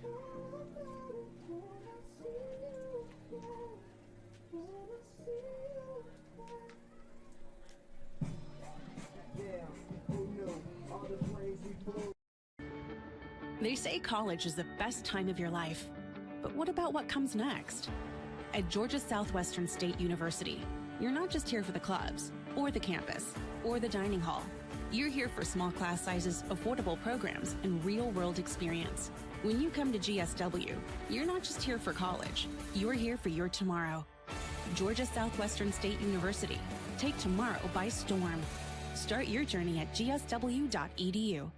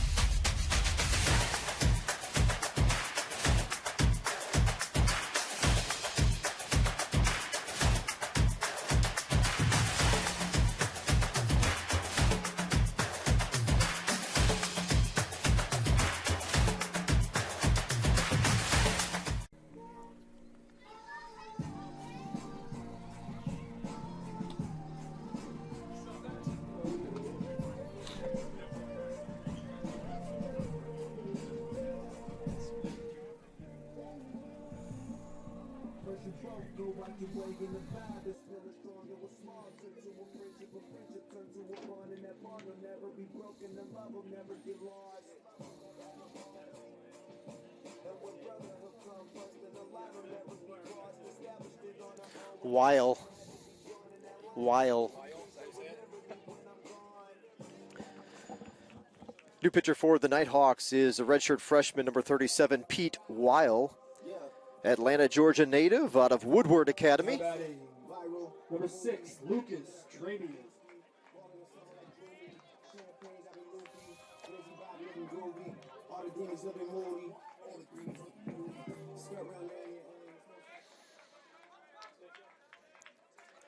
Well, Trebian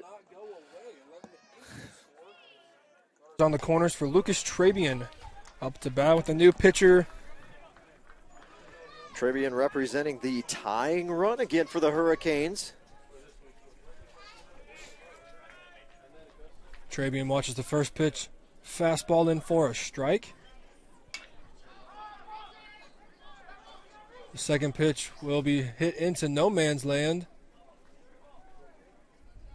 and will fall foul.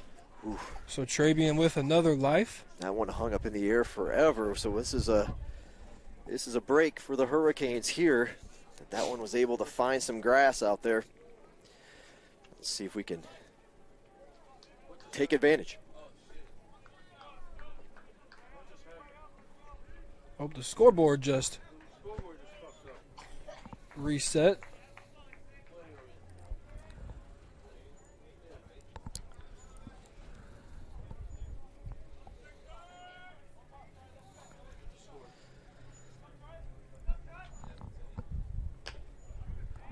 The 0-2.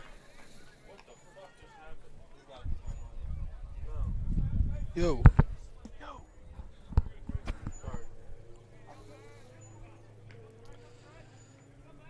The 0-2 is a good eye from Trabian.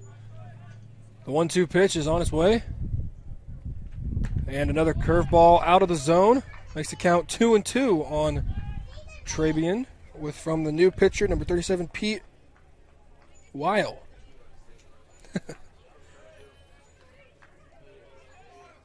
Weil, the fourth pitcher for the Nighthawks here this afternoon, Georgia Southwestern. Big at bat here from Lucas Trabian. Has pitched 8 different pitchers. Ball is hit and will be hit right to the right fielder. So the Canes have 3 outs to work for.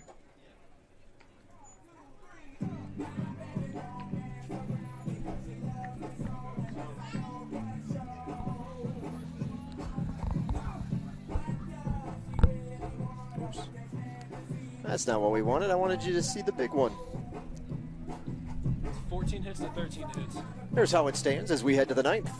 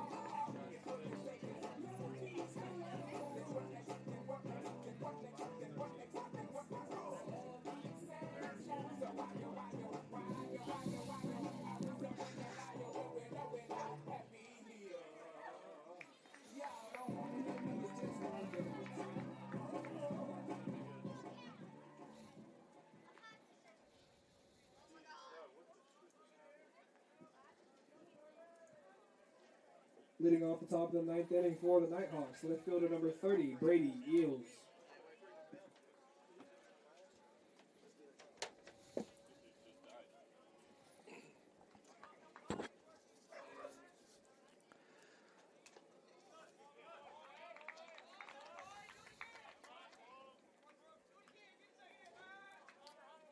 Brady Eels will get things going for North Georgia in the top of the 9th inning. Hurricanes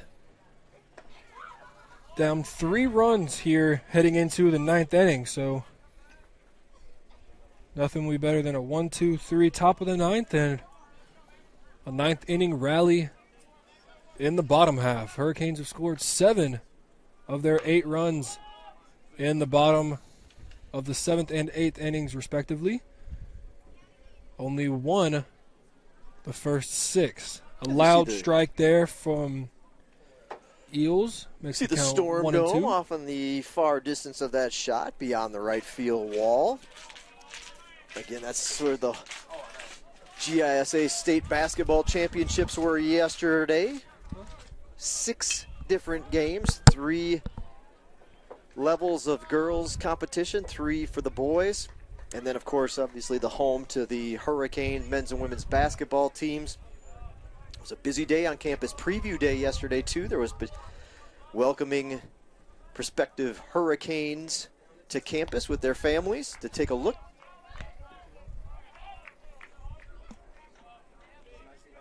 Not quite as busy today. I think some of our baseball alum had to get home.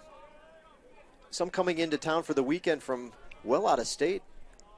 We've got New York area alumni that were back yesterday or for the weekend. So I'm sure Al had to get back home. And a line drive hit right to the center fielder, Jonathan Martin, and there's 1 away here in the top of the 9th inning. Now batting, designated hitter, number 39, Nick Levensteins. There's a nice video floating around yesterday of the ribbon cutting ceremony on Facebook. If you are interested in taking a look. Looking at the stats. I'm sorry. No, that's right. Just towards the end of that video, posted by the university, Georgia Southwestern. State University's Facebook page. They go in and kind of give you a video glimpse of the entire indoor training area. The locker room part of it still to be completed, which gives you the chance to be a part of that. If you have an interest in helping supporting the baseball program, the locker campaign, you can find more information on our website, gswcanes.com, but they are currently underway with a fundraising effort to complete that locker room, and they've been in there putting up the walls, and now they just got to finish it off with those nice lockers for the fellas, and you can sponsor a locker and be a part of that progress and a part of that project as we see it to completion. Again, the guys next year that come in should have a completed locker room facility. As we're close, but definitely could use your help to bring it home. Oop, I'm sorry, I was a ball off. My apologies. Now batting, shortstop number 6, Jake. Again, just check out the website, gswcanes.com, gswcanes.com. It's in the baseball portion of the website under their own team section. But if you also are up at the main tab on a desktop, you'll see a giving tab that you can click on, and that'll be amongst other scholarships that are on there. You'll also see the baseball locker campaign as well. So find out, get more information on it, and if interested, we'd love to have you sponsor a locker for the Hurricanes both now and in the future. Plumador with a runner stealing. Levensteins is... What was that? Pinch runner I'm for sorry, the pinch runner. Nighthawks. Number 2, Justin Bailey was the pinch runner and gets the stolen base off of the Levensteins walk. Live look in at the Peach Belt Conference Championship. Flagler leads 22-19 with 5 minutes left in the first half. So good game. You can tune in if you're watching as soon as you get done with this game. Tune into that game. Watch the men's basketball team try to bring the Peach Belt Championship trophy home to Americus, Georgia. But for now, the 0-2 pitch to Howard. Plumidor comes set and delivers a chopper down the third base line. Third base head coach ducks to get out of the way.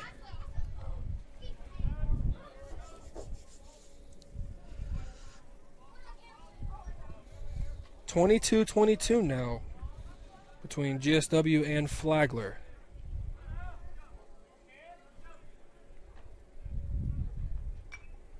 The 0-2 pitch is fouled straight back off the netting.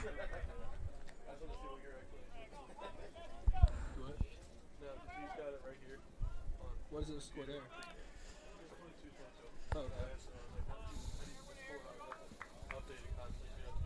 Oh, it's just like up on the tab? Yeah.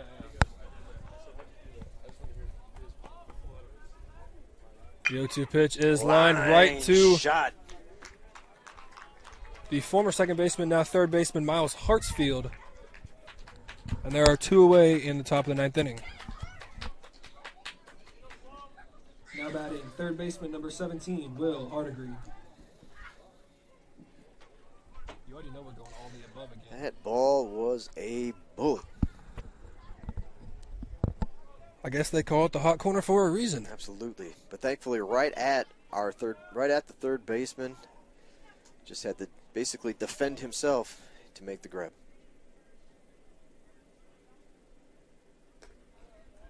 Yeah, that's when you're thankful for the young reaction time. Will Hardigree up to bat to face Plumidor with 2 outs here in the top of the ninth inning. North Georgia leading 11-8.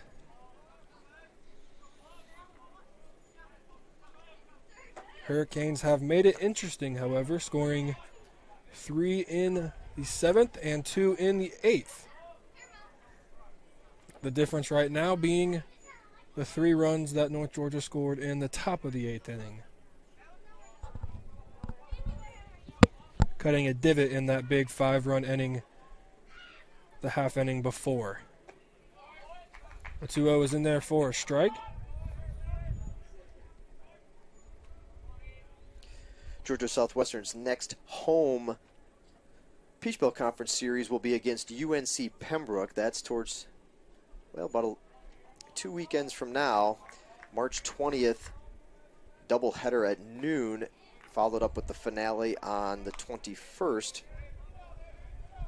Saturday, Sunday series, 12 noon the start time for the doubleheader, 1 o'clock your start time on Sunday.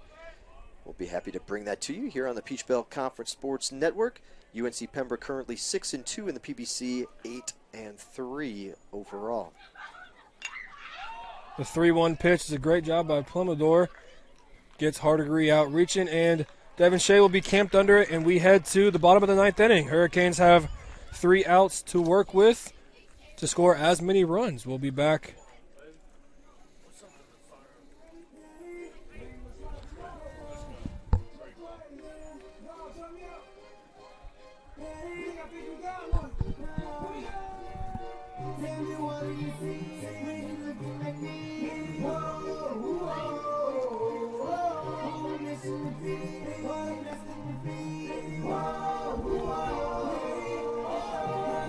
Speakers are going to have a fit right here.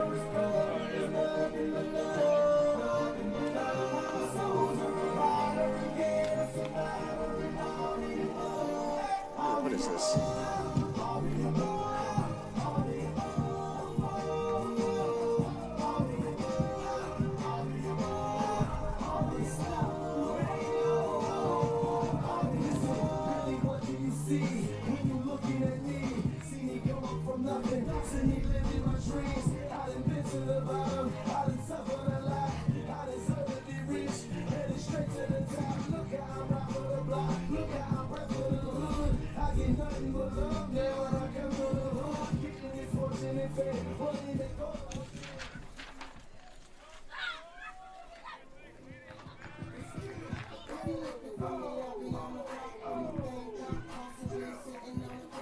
Leading off the bottom of the ninth inning, second baseman number 29, Miles Hartsfield.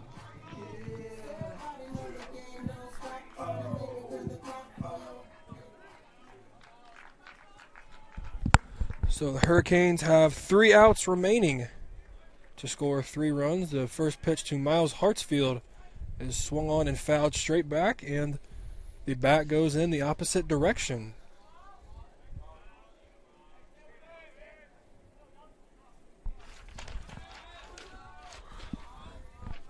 Miles has a hit here today.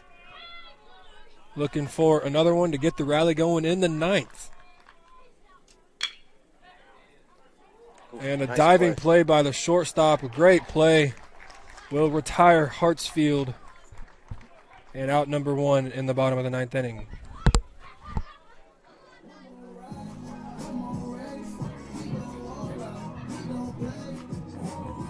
Now batting shortstop number 7, Matthew Mamadas.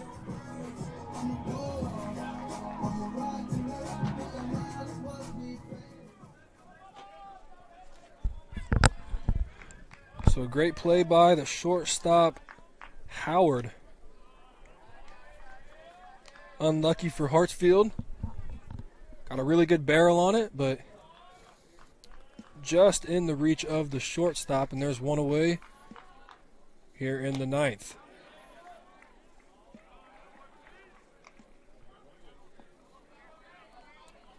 Mamadas is quickly down 0-2 on that check swing that is called a strike.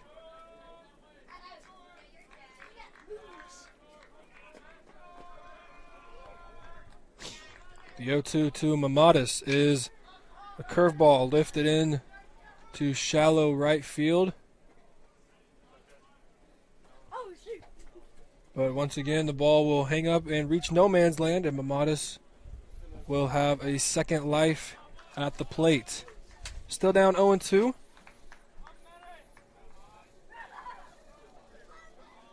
Mamadas looking to get things going for the Hurricanes. Down 3 here with only 2 outs to work with.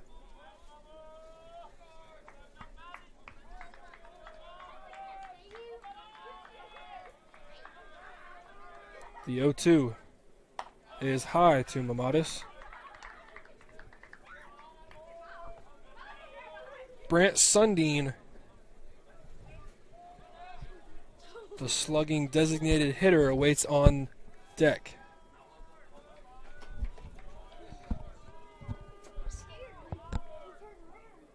The 1-2 is on the outer half, and Mamadas is called out on strikes.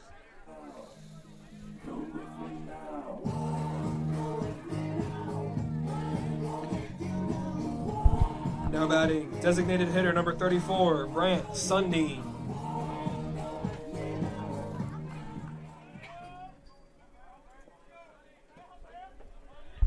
So Sundin, the final hope for the Hurricanes. Watches the first pitch curveball miss up.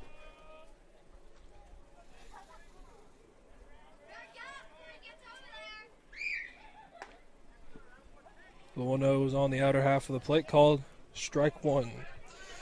Got a busy week ahead on the Peach Belt Conference Sports Network. We've got soccer actually is our next broadcast. We've got the Monday night soccer match against, that one misses. Let's go back to that.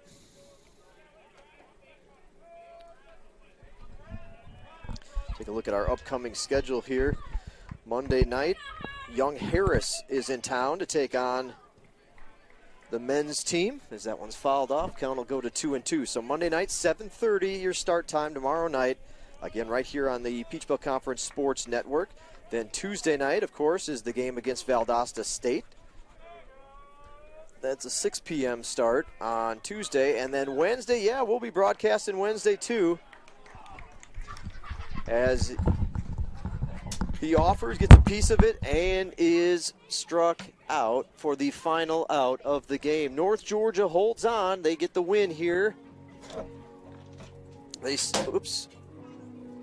would like to thank everybody for coming out. Salvage the finale to get one game out of this series. Alumni Weekend. As we'll, we don't want that one up there. You just saw that one. We need the one with the line score. There we go. Taking a look at your At this time, any Series finale, final line score. The Nighthawks 11 runs, 14 hits, 1 error. GSW 8, 13 and 1, as you can see. You will get to have your chance to run the bases like the Hurricanes do. We've got our Hurricanes will be back in action on Tuesday night. Sunday Kids Club or Family Day. We'll have the youngsters that have stuck it out through this 3.5 hour, rather 3.5 hour ball game. Still a few that have decided they were bound and determined to run the bases, and we are glad they have chosen to do so. We'll have our kids run the bases. It's Family Fun Day every Sunday. We had the inflatable chair up, surge in the house, and now our kids will be running the bases in just a moment. With the win, the Nighthawks will improve to 10-5 overall. All of their games have been in the Peach Belt Conference, 10-5. Georgia Southwestern 4-6. Overall 4-5.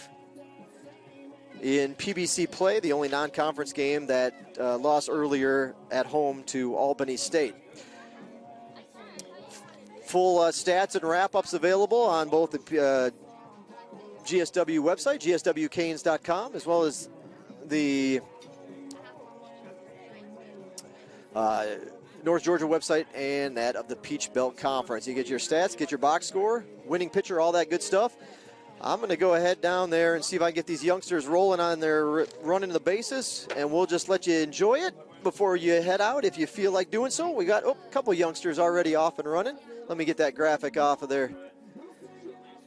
A couple have hung around. Let's follow them around the bases. We'll be back in a moment.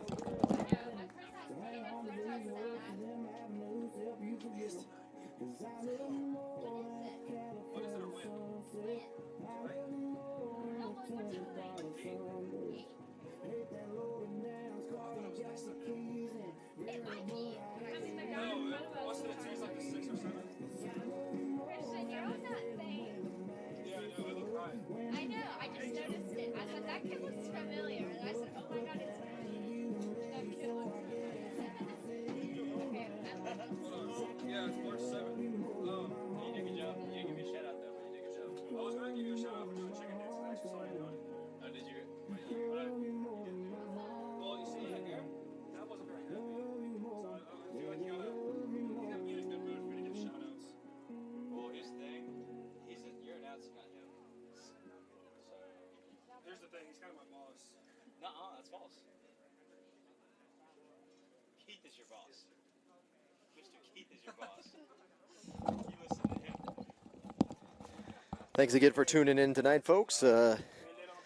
Couple youngsters stuck around. We appreciate you hanging in there with us. That'll do it for our broadcast tonight here from Hurricane Stadium. Series finale in the books. We'll see you back here on, baseball-wise anyway, back here on Tuesday night at 6 p.m. Again, we've got a men's soccer broadcast tomorrow at 7:30. Tuesday night is the baseball. Wednesday is softball doubleheader against Albany State. Thursday is soccer again. So lots of action to catch up with if you're a Hurricanes fan. Again, as there'll be we count yesterday, and we'll be looking at 5 straight nights on the airwaves, and we're happy to bring you the action here. Hopefully the weather will cooperate. We look forward to seeing you back here again. If it's for baseball, we'll see you here Tuesday night at 6 o'clock against Valdosta State. You've been watching Georgia Southwestern State University baseball on the Peach Belt Conference Sports Network.